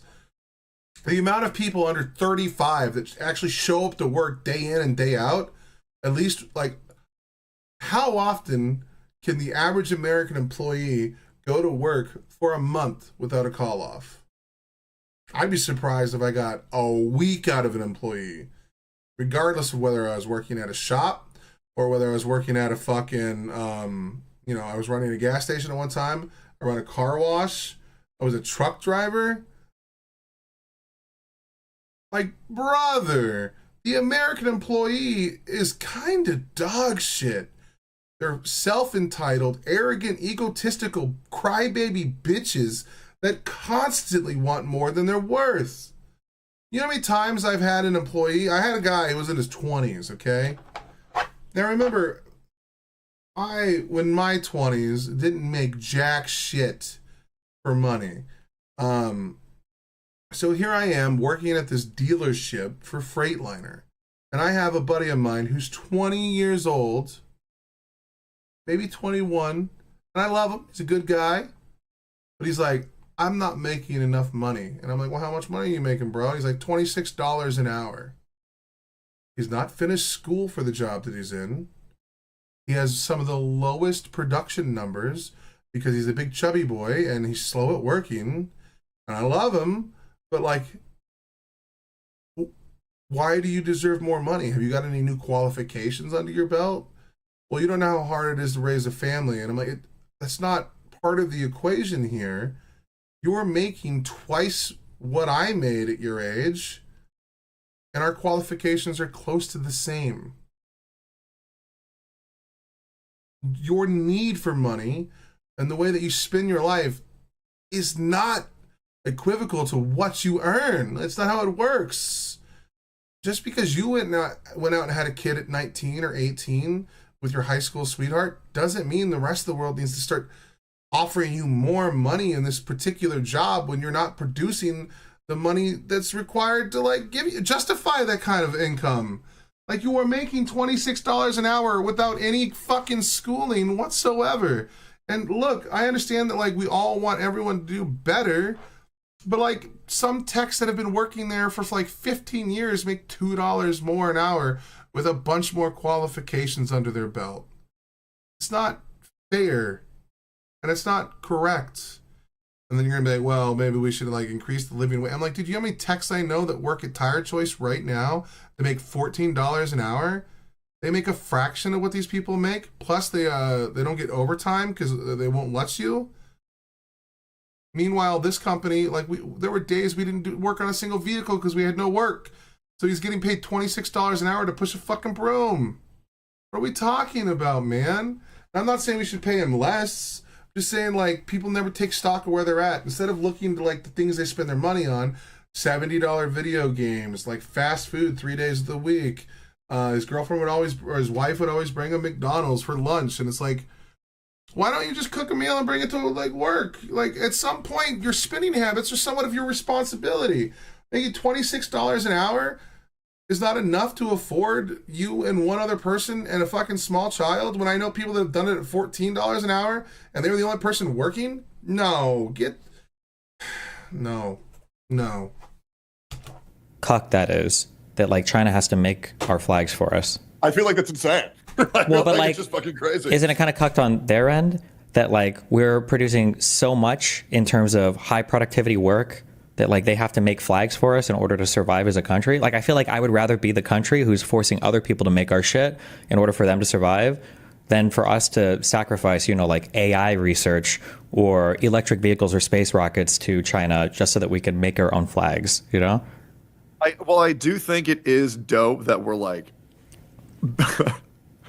in your words, cucking China.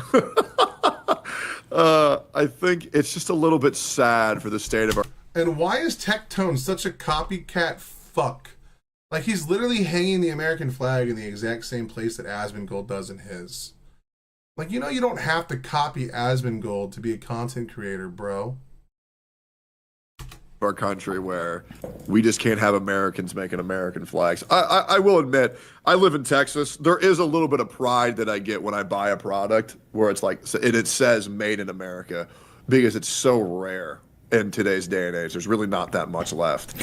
That is true, but like people are very quick to be like, oh, this is like made in China. Like all these things are made in China. And maybe like the actual physical things that we touch and interact with, to some extent that's true.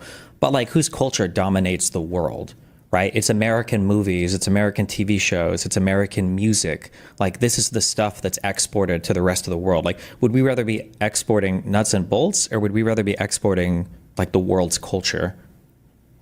Because I feel like you can't do both, you know? Like how much, not to knock them, but like how much German culture, like they do a lot of manufacturing, how much German culture is exported to the United States, or how much Chinese culture do we have exported to the United States?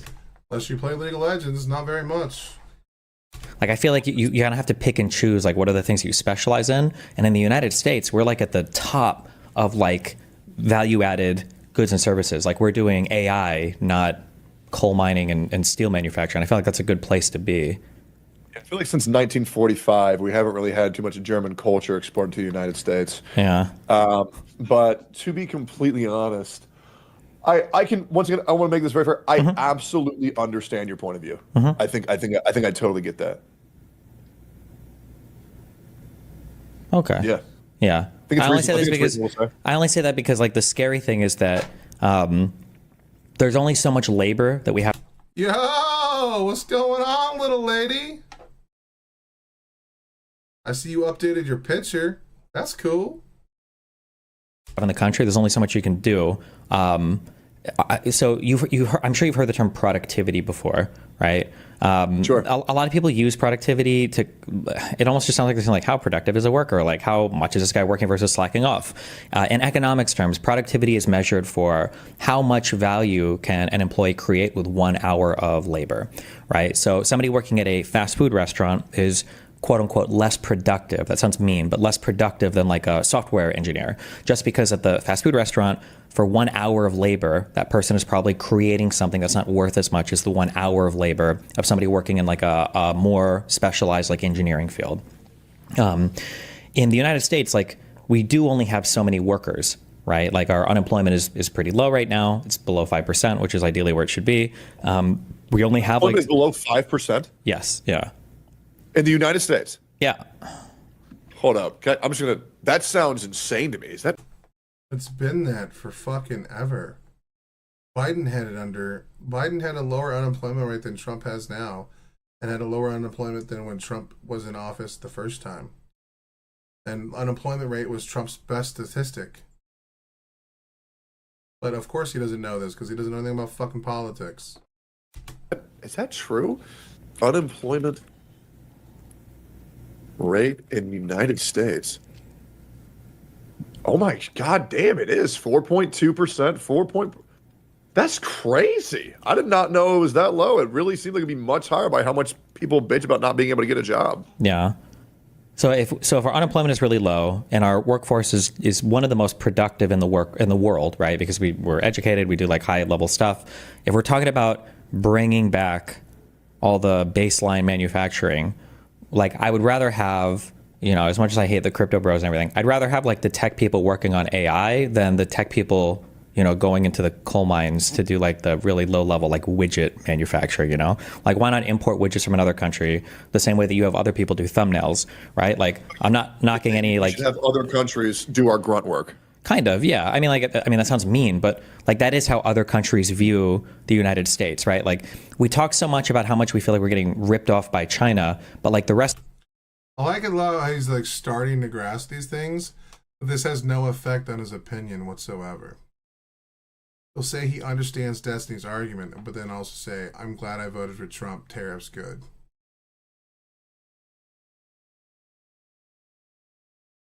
Fucking wild, dude. Rest of the world is like the US consumer is so fucking powerful that like anything we make, they have the ability to buy it. Their standards of living are outpacing almost all of us. And like nobody is thinking like, God, I wish that we could do more baseline manufacturing and allow the United States to continue dominating the world, you know? Like the export heavy economies are like the UK, which is kind of fucked right now, Iran, North Korea, like these are your export heavy economies, and China, whose middle class is nowhere near as high of the standards of living that we have. So yeah, I don't know. Sometimes there's like these truisms that are given, like, oh, you know, if we trade with other countries and we have a trade deficit, it's really bad. And it's like, well, we also just have a lot of money and a lot of consumer power that we can buy a lot of shit. And that's not a bad thing. Like we're the envy of the world when it comes to our economy. And I think people look over that sometimes. I think a lot of people's view on politics is very black and white, but I think everything's like a particular shade of gray. So I want to say, I think I understand your philosophy of having other countries do our grunt work. That way we can actually do the shit that actually fucking matters here in America. Mm-hmm. However, I can also understand someone's perspective if they think that we're becoming too over-reliant on other countries' resources and want to take this shit into American hands ourselves and try to become more sustainable independently. For sure. So I think sometimes people get trapped in this mindset, and I think you've already moved past this. But like one of the big issues with being a small business owner is you want to do everything yourself. Right? I don't know when you started YouTube if you did all your own thumbnails and you did all your own editing, but the very first moments of like an entrepreneur's life of starting to hand off like tasks to other people is a very difficult moment. A lot of small business owners don't ever get over it. And I think sometimes people look at a small business owner who does everything and they're like, oh my God, like this guy is like... This is true. Even if you aren't a small business owner. I don't want to name names, but I had a pretty big beef with another manager at Tire Choice. We'll just call him Pisso. Anyway, Mr. Pisso is a former technician who still wrenches all the time. And the way that he would control his shop was disgusting. He used to use the logic that, well, I'm a better technician than you, so if you don't do what I tell you, I'll just fire you, and then I'll do it myself. So he never really trusted any of his techs with anything, really. Anything that was super major or big, he would just handle himself. And even though he made some decent money for his shops because he was a decent tech, he was a shitty manager. And I've even got the text messages to prove it. And where even the person who was in charge of both of us said that that man should have never been mated into management because he didn't know what the fuck he was doing as a manager. Meanwhile, when I took over his shop after he demanded to be demoted to a technician because he didn't like being a manager anymore, despite the fact a couple months later he just wanted to step back into the role because the money's better and your body doesn't hurt as much. Well, not better. You actually make less money as a manager than you do as a technician. But it comes with a trade-off of doing a lot of heavy fucking work that fucks you up. Anyway, I managed to almost triple the profits his store made without him in it, with the same staff. Because I am not a technician. I wrench when necessary. Like if all my techs call off and I got 5 oil changes and alignment up, I'm not going to call the customer and be like, hey, I'm sorry, we can't have you come in today. My technicians are calling off because like a new video game came out and they want to go play it or something like that. I'm not doing that. I'm just going to do what I can, and if it takes me all day to do it, I'm going to do it. And if that means we have a shit day for the day, we have a shit day for the day. This is the way the cookie crumbles. It is what it is. You know what I mean? But we managed to triple the profits this guy who used to be our top manager was doing by trusting my technicians to do their job. I would hand them off work orders, and then I would ask them to just tell me what is a general recommendation, and then I would take the customer out to view the car, and I'd explain to them what the technician found. I didn't hover over them, didn't manage their time, I wasn't telling them what to do, how to do it, where to do it. I let technicians do what they do best. Wrench. And have a good time doing it, you know. And we increased morale in the shop because like I'd buy them food all the time, you know. We'd fuck around, we'd do cookouts, we'd have a blast, you know. We were not stressing about people. Like it's crazy because like one of the employees had a hard time showing up to work on time when the Pisso was there, but when I was the manager, I told him, I was like, dude, if you're gonna be late, just give me a text. I can plan that out. I just need to know if I have to, you know, get my big boy panties on and start wrenching today until you get here. And then, like, there was no stress. I wasn't yelling at them. I wasn't up their ass. Every once in a while, I get a text saying, hey, I woke up late. I'm on my way. But for the most part, without the threat of constant violence or being fired, the tech managed to show up on time most of the time. And it worked out pretty fucking well, all things considered. You know, and then now that I'm not there, he has a hard time showing up to work. It's crazy, man. Just let people do, like, you hired them for a reason. The job they're doing, they know what the rules are. They know what what needs to be done. You know, if they're, like, smoking inside a customer's car, well, I guess it's time to be a manager and do your job. But by and large, people know what their job is, especially when they've been doing it for, like, years. You can trust people to do their job. When they start fucking around and doing silly shit, that's when you gotta, like, pretend to, like, oh, man, we gotta puff up our chest a little. But by and large, a majority of people are competent enough at what they're doing, and you can trust them to do their job. Like, holy fuck. Though it is, I understand how hard it is for people to give up control. I don't get it, dude. I don't get it. I dream of the day that after I'm done streaming, I don't have to sit here and crop and cut videos and all that stuff, and then have to make thumbnails, and I'm stuck making 5 videos after my shit, like 6 hours, 5 hours of streaming, or 7 hours of streaming. That'd be awesome. That when I'm done, I could just get up, walk away, and go hang out with my girlfriend, or, you know, jump in a video game and play a couple rounds of League of Legends. But when I'm done streaming, I'm working for another 4 hours, just going through the stream, trying to gather all the footage that we managed to to push through, you know. And then I have to make the internal argument: am I uploading this, or I'm just gonna leave this on the stream? Some things need to be on the stream because, like, if people don't catch the stream, that should be like kind of a bummer. So, like, I can't give you everything, but also, you know, the stream has its own like ups. It's dude, you know, like I make so little, like, and I don't mind the money, because I get to do what I enjoy. But like when people don't understand about, like, and it's not to say YouTube is hard. I would never make that claim. Again, easy job. I'm not sweating. I'm sitting here in my room. I could not be wearing pants right now and you guys would not know. Now I am wearing pants, but you wouldn't know. But the idea is that in YouTube, I wanted to hire someone to manage my business so I could work. I hated that role, but I was broke, so I did it all. Exactly. Like, the editing of videos is the bane of my existence. Like, I'm so bad at it, and like it takes like this weird artistic view, and like, hell, even my thumbnails come out a little cringe sometimes because I think a photo looks cool, but when I add it to the thumbnail, you're like, I don't know what you're doing.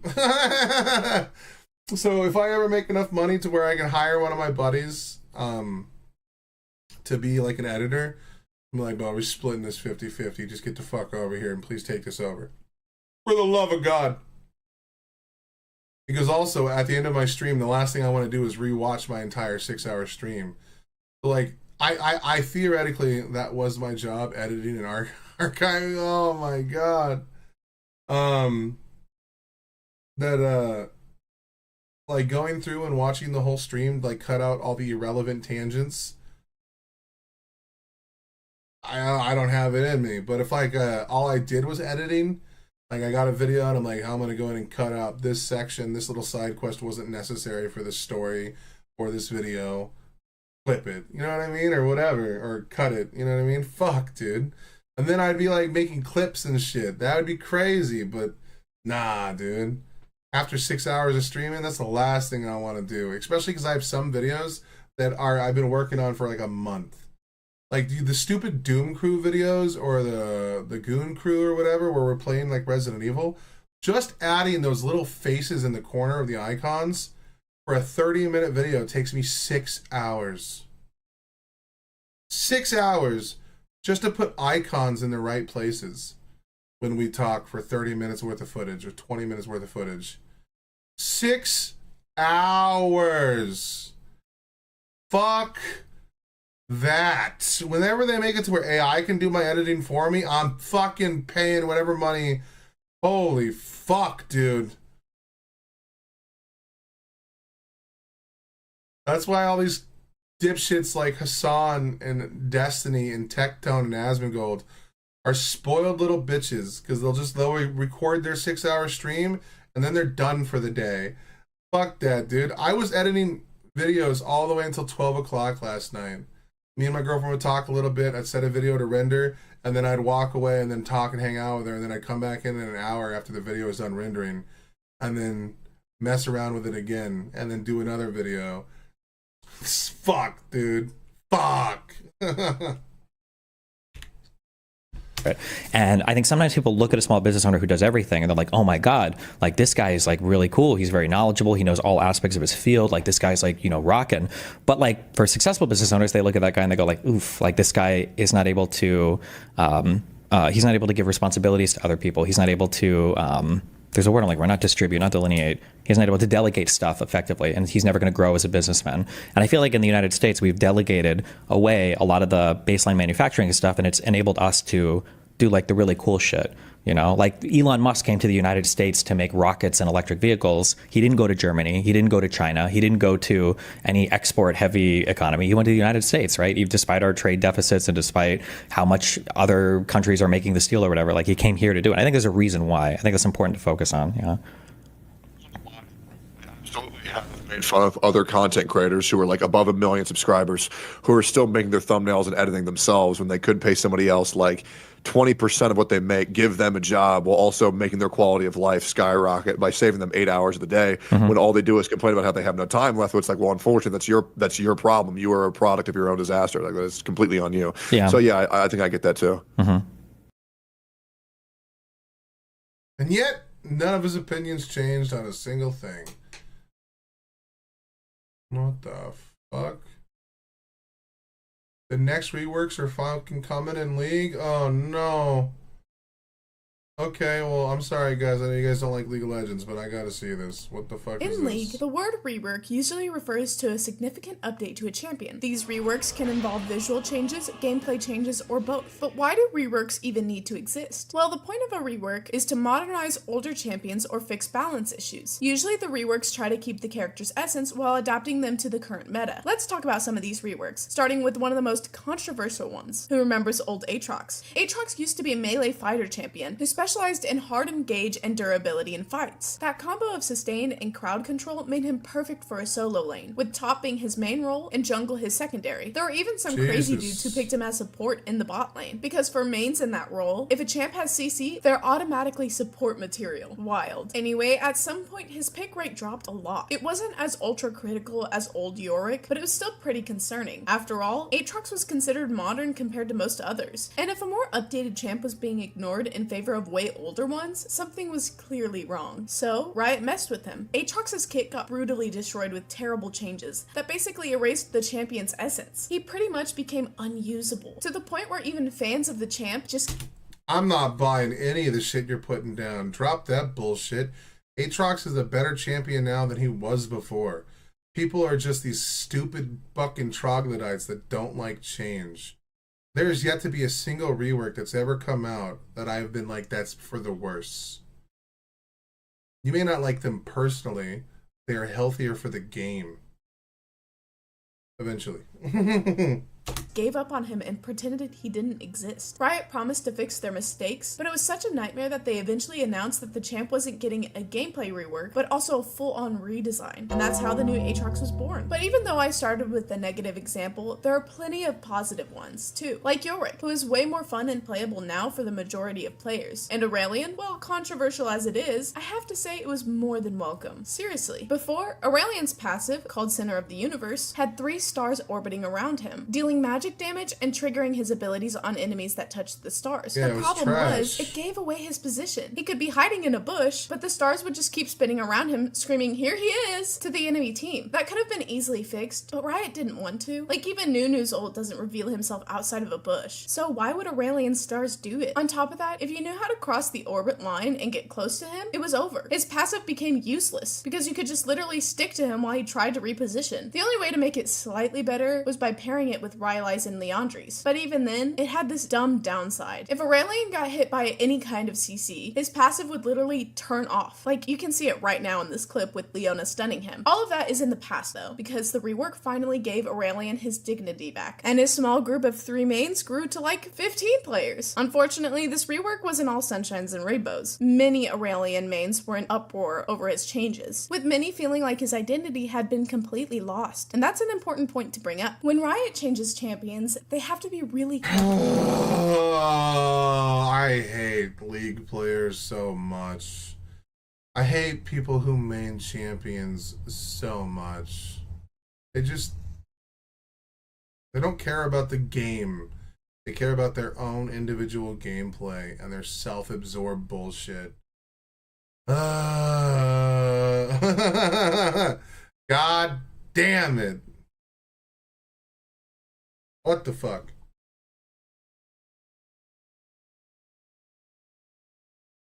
how they design the new iterations of their characters. Sometimes changing their character can feel like a step too far, or an insult to the character's identity. However, other times, that change is exactly what the character needs. For example, Rel's rework. Speaking of her, I always think it's interesting when somebody talks about Blitz self-slow at the end of his W, but completely ignore Rel at launch. She used to get way slower when switching from her mounted to armored form than she does now. Seriously, if you used her W and the enemies dodged it, which was super easy by the way, you could bet that Rel was gonna die in less than 5 seconds. She was so slow that it didn't matter if she had a shield, more armor, or more MR. It was ridiculous. You had to land 100% of your engages, and still pray that the enemies didn't flash, pop a speed buff, or just click sideways, you know? The champ moved like some astronaut cowboy that just ate a lead bar, got diarrhea after, and was now carrying 30 pounds of crap in her pants, trying to waddle around Jupiter's gravity. It was insane. Her ult E was also kind of hard to land, but it had a really interesting potential. Check this out. Rel would link a piece of her armor to to a selected ally, giving them bonus armor and MR while nearby. If she recast it, it would trigger this little explosion that stunned and damaged enemies in the line between her and her ally, as well as those around both of them. And while linked, if Rell hit someone with her Q, both she and the ADC would heal, and the more enemies she hit, the bigger the heal. Honestly, that ability was really good, but Riot just removed it and replaced it with something else. Now her E gives this tiny 3-second speed boost that's stronger if she runs towards an ally or enemy, and her next auto becomes stronger and it hits in an area. The justification for this new E was that they wanted to give more speed to a champion themed around riding a mount. Plus, she manipulates metal so well she doesn't even feel its weight. Like I said, Rell really did feel way too heavy before. In my opinion, if they had combined both versions, she would have been way better. Maybe too OP, but it would have been sick. So now that you guys know what a rework is, why it exists, and how it can go super right or super wrong depending on the champ, let's talk about a few reworks that Riot might be planning. What do you get when a dragon sneezes? Out of the way.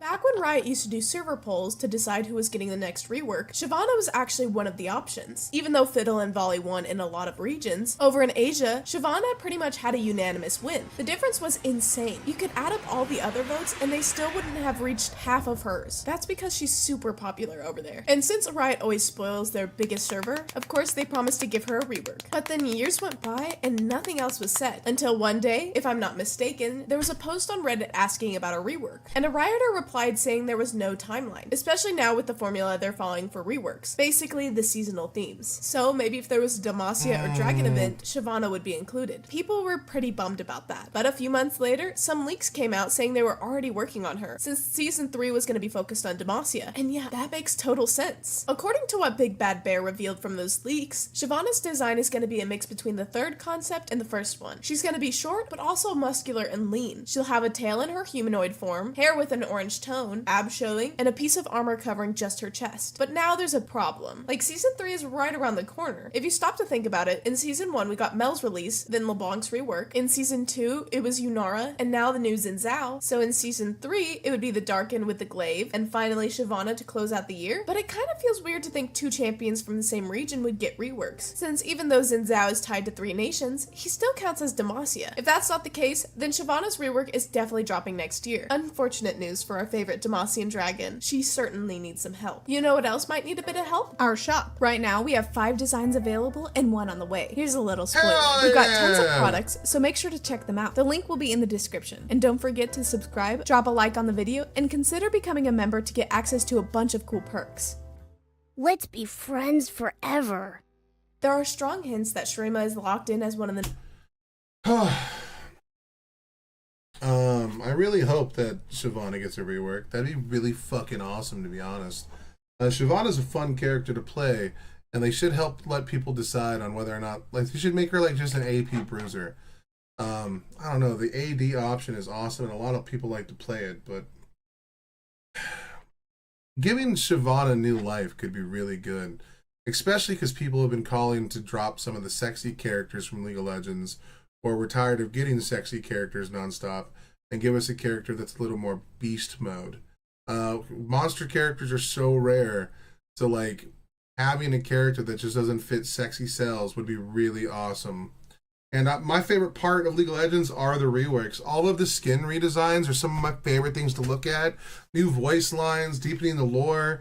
Like, man, we might actually get some lore between her and Jarvan, bro. That's fucking awesome. Holy Jesus.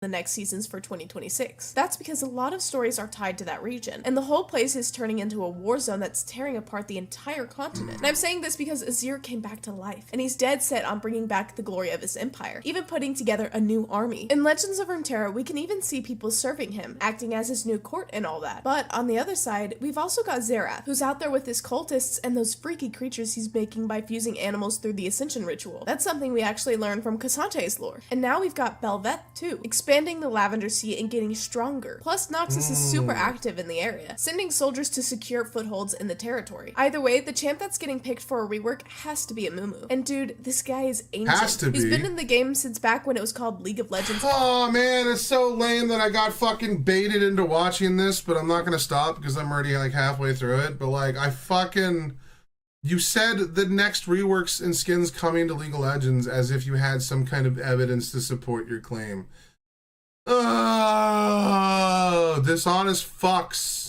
Clash of Fates. Just to give you an idea, that was beta era stuff, like dial-up internet days, back when League was actually sold on CDs so you can install it on your PC. Sure, Amumu has gotten some minor visual touch-ups over the years, like updated ability effects and some texture polish, but that's basically Riot just patching holes to hold things over. There was this artist, Andres Casadeta, who pulled references from updated Yordles and Shurima's theme. He reimagined Amumu in today's style, and dude, holy crap, it looks sick! So the guy went old.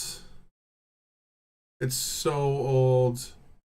But yeah, that would be fucking awesome. all in on the process. Man, just look at it. It's amazing. Honestly, it's pretty likely that Amumu's future design won't stray too far from that. And maybe finally, Riot will clear up what Amumu actually is. Because for the years, there's been a debate over his real nature. Was he a human child or a Yordle? The stories shift a lot through the centuries, with different versions popping up. But that's something Riot did on purpose, keeping it ambiguous. But according to the clip, The Curse of the Sad Mummy, Amumu is a Yordle. There's even a part where it says, but even when Amumu stood upon the ledge of home. In the background, you can see Bandle City, and later Amumu shows up there. There are also champs who drop lines about Yordles when they meet Amumu, like Alawi, Poppy, and even the Ghost Shopkeeper in ARAM. On the wiki, he's listed as a Yordle, plus in those guild versus guild interactions in Wild Rift, it was revealed that Amumu is indeed a Yordle. Even if that event isn't canon, that detail was confirmed. Oh, and he's also in that Riot Forge Bandle City game, even though that one's not canon either. One curious thing is that in the old lore, Yordles showed they could use magic to appear human, since people didn't really accept them. That's shown in the comic Ziggs and Jinx Paint the Town.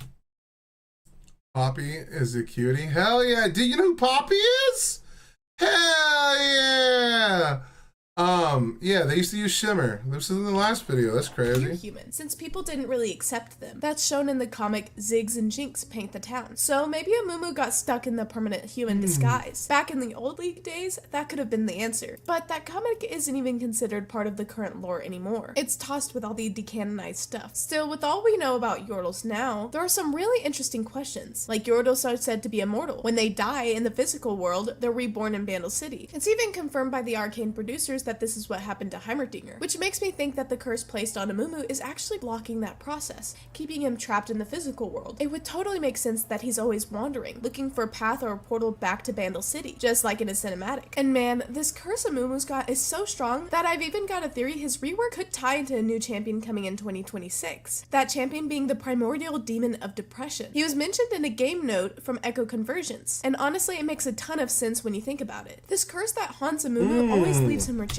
Amumu was always, because at one point his lore that he was like a lost Shurima king or fucking son or prince at one point too. Like his lore has been all over the place. I mean, a game that's like 12 or 13, 15 years old at this point kind of makes sense that that would happen. Rejected, alone, killing anyone who gets too close because he makes living things rot away in seconds. Plus, it torments him with insecurity, fear, and constant sadness, which eventually pushes him into rage fits, where he unleashes his magic destructively, causing even more death and destruction, same as the ending of his music video. And then the cycle just keeps going forever. All these negative aspects line up perfectly with that primordial demon. Maybe he cursed Amumu to create his own endless food source, constantly feeding off Amumu's sadness and suffering. Kind of like how Pennywise flavors his victims with fear to make them taste better. Anyway, why did you use Pennywise when you could just talk about and Evelyn, who did the same shit, or Fiddlesticks did the same shit?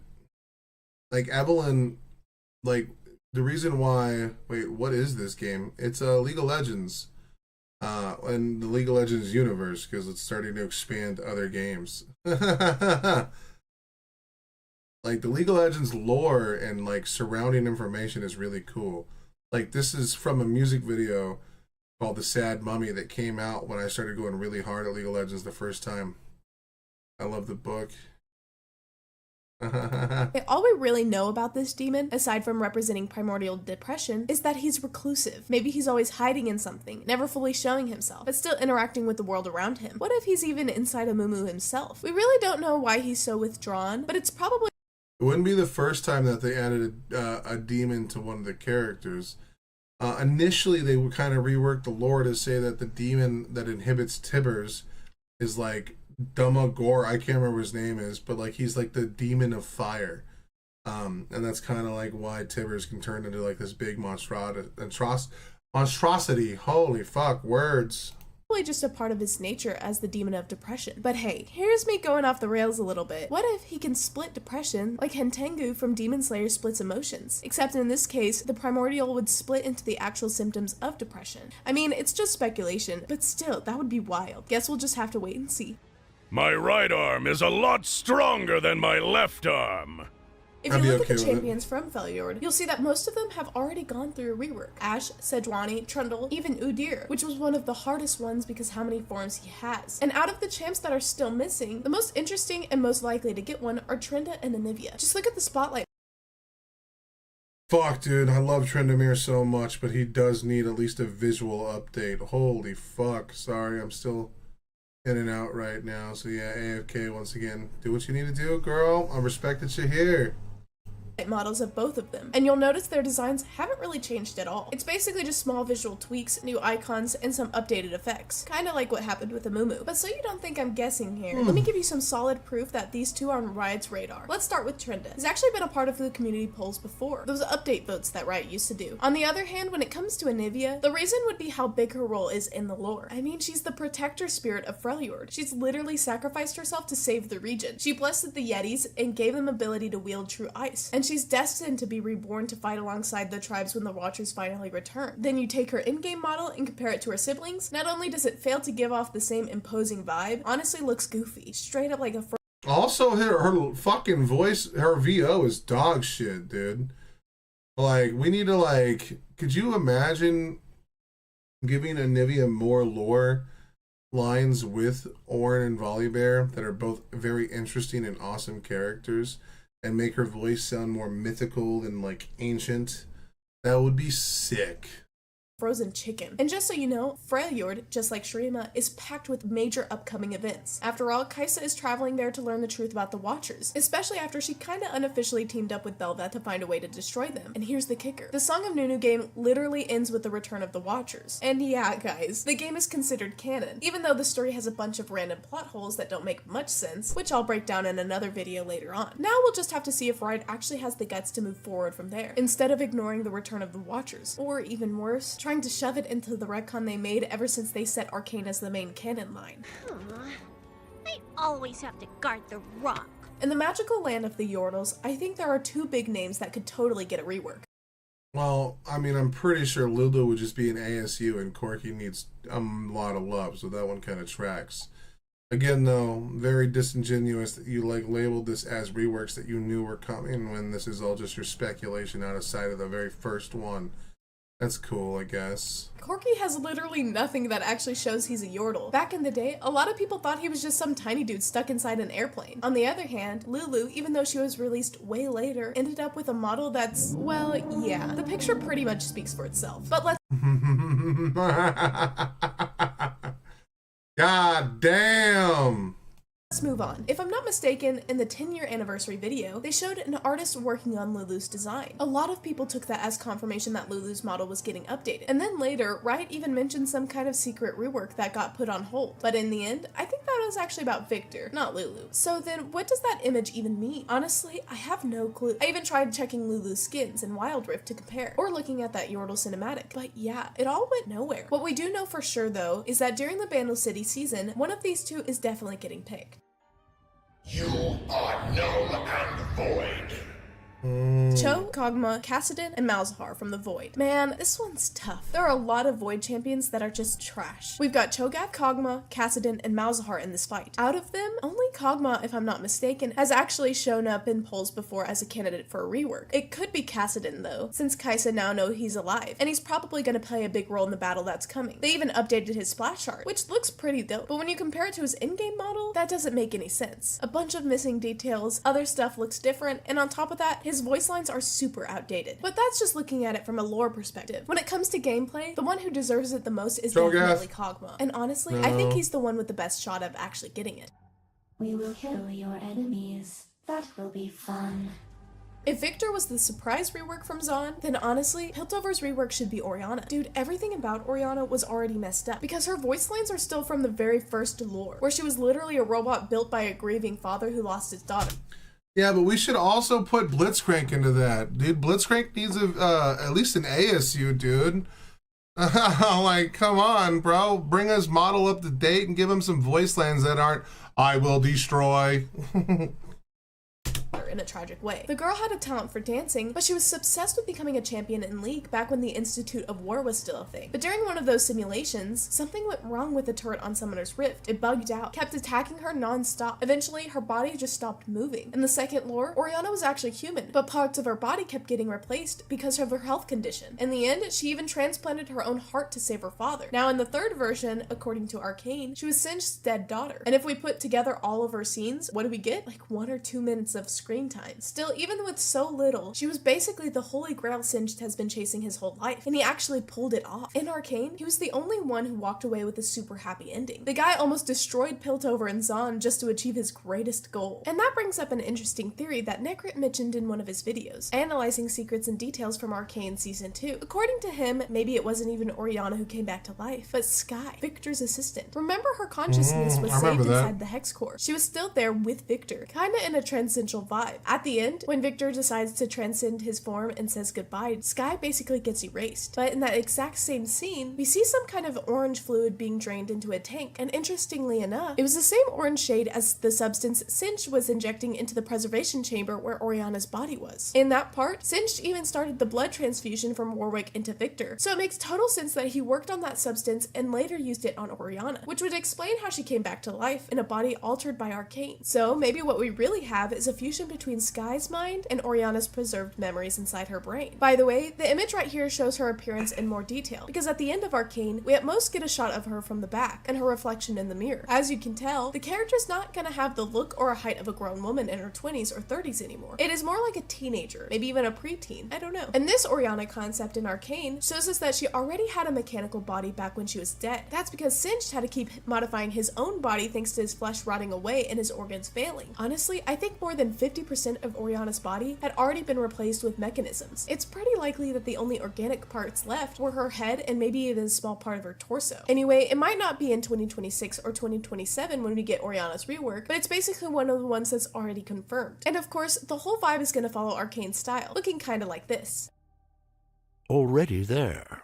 Even though Kaguya is tied to the Void, we actually had a champ from there who got a rework, and that was Jax. He kind of left behind that whole hobo look. And honestly, even old Jax still looks better than Zilean. Man, what could I even say about the old guy? He looks like some ancient elf wearing this overshaped pajama gown. And he's already so out of his mind that he straps a giant cuckoo clock to his back. And the worst part is that he walks around like he's permanently stuck in a crucifix pose. At least Riot finally managed to fit Zilean into Akathia's desert theme. We saw that in Legends of Runeterra cinematic expansion called Guardians of the Ancients. And dude, it actually worked so well. Zilean came out with this crazy aura of wisdom and authority, like the unstoppable wizard, you know? And in the LOR, he's even some kind of coach for other Akathians in their fight against the Void and in restoring their homeland. And dude, Zilean was so gangster in all other forms of media that he's in, but in the base game, he just looks like crap. And then like you're embarrassed to see him in there, and you're like, fuck, man. What the fuck is this? Jesus, man. in Wild Rift, his look matches the LOR version. Plus, he also got a really cool rework on one of his abilities. He creates this distorted time zone that doesn't just constantly slow enemies, but even slows down skill shots. It's such a unique ability. Yo, that's cool. What the fuck? On you! This one is definitely one of the most requested and demanded by players, but Riot has never really said anything about it. This champ is even kind of a meme in the community when it comes to lore, even though he's still pretty popular and a big champion. You got my champion on your screen. This is my most played champion for the past 3 years. We need a fucking update, man. Make me pick between, or you can get rid of the choice between AP and AD. Just give me my AP, bro. I love dropping boxes and being all over the place, man. Give me back my shit, Riot. Fuck. Shaco doesn't even have anything in his look that really ties into any known regions of Runeterra. On top of that, there's a huge curiosity about his origin. His very first lore left that wide open. Right now, it's still on the site. But there's also another, shorter, more updated biography. That one actually gave us a pretty interesting origin perspective for the character, but it barely got explored. According to it, he was actually the favorite toy of a young prince, but he got corrupted by dark magic and the grief of losing the boy who owned him. He stopped being this gentle figure and developed a twisted sense of humor, pulling off deadly pranks with toys and tricks he created himself, delighting in people suffering. In the end, he turned into a highly wanted and feared criminal in that kingdom. If we stop to think about it, this version of Shaco is kind of like a parallel to Gwen in Isolde's story, but in a darker horror-style way. Now, we don't know who this royal child was supposed to be. A lot of people used to point to Viego, but that honestly makes no sense at all with everything we already know about him. It just doesn't fit. But if we look over at the continent of Camivore, we can see there's a bunch of different kingdoms there, with some of them having their own monarchies. So yeah, Shaco could have easily come from one of those smaller nations. Even because, like a jester or fool, was someone whose job was to entertain the king and queen in different ways. Singing, dancing, cracking jokes. They'd also perform at the tables of rich people during big feasts. Some of them even went to their lords onto battlefields to hype up allied troops and piss off the enemy army so they'd slip up. And like, maybe I'm reaching here, but in my opinion, that could even show Shaco at some point being caught and locked up, then ending up transported into one of those celestial vaults that used to exist in the old Blessed Isles. Because a lot of dangerous stuff tied to magic was sealed away there under heavy lock and key. LeBlanc, for example, keeps sending Elise to scour the ruins of those places to find new artifacts, in exchange for handing over dumb, delusional Black Rose cultists to be sacrificed to Vilemal, the spider god. Since he's immune to the Shadow Isles, Elise ends up being immune too, so she can just walk around there without turning into a wraith. And like I said, maybe Shaco was there. You know that Warren couple museum from Paranormal Activity? The one with the Annabelle doll, creepy masks, and those cursed objects? Think of something like that. And the fact that he's this cursed toy spreading death and chaos makes me think of that toy monkey with those big eyes and a drum. The one that even got that horrible movie this year. Seriously, dude, I think that was one of the worst movies I had ever seen in my life. An artist on ArtStation named Walid Zorich, who actually started playing League because of the champ, even made his own take on what a new Shaco design could look like, fully matching this updated story. And man, it looks insane. Well, all that's left for us is to hope Riot finally gives Shaco the update he deserves. Starting with one of the community's favorite, and also the one that fills Riot's pockets, we've got Star Guardians. For example, there was an event in Wild Rift where Jinx got a different Star Guardian skin. It was given for free after finishing the event Aurora's Adventure. If Riot brings that to PC League of Legends, and it's not just a Chroma or a Prestige edition, we could start seeing existing skins getting these new versions. And the biggest surprise was that Riot actually asked players if they'd like to have a whole season dedicated to the Star Guardian theme, just like they're doing with Regents right now. Obviously, the answer was super positive. So it might happen that to keep Runeterra's themes going strong, we'll eventually get some famous skin lines turned into seasons, like Star Guardian, Project, High Noon, KDA, and many others. And dude, the coolest part of all of this is that when it comes to Star Guardians, we might actually be getting a crossover event with the Dark Stars. I'm saying this based on the ending we got. At the end of this— Oh, please don't do it, bro. Stop making the game even more weeb. Sorry. I'm just being an asshole. Star Guardian event, Kaisa was feeling bad, and she started talking with some kind of rival entity to the first star. This thing basically said that even though Morgana was destroyed, that only delayed the inevitable end. Although Light has chosen its guardians, this entity also has its own children, and they're going to descend upon the Star Unfortunately, my girlfriend is coming home from lunch. Well, not unfortunately. Fortunately, my girlfriend is coming home from lunch. Something like the Singularity, which obviously ties into the Dark Star universe. That's already connected to another one, the Odyssey universe. I'm gonna restart the stream and we'll start doing some of these songs. I got this Nada Lviv Youth Choir, the Dark Gambit 2025 season to watch, Gunship, and then I got a Romain Axia song, Turn the Light Down, to watch. And that'll be our day. So I'll talk to you guys about in 30 minutes or so. I'll see you guys soon. Fucking love you guys to death. Well, not to death. I just love you guys. Let's not spread any vileness here on the internet.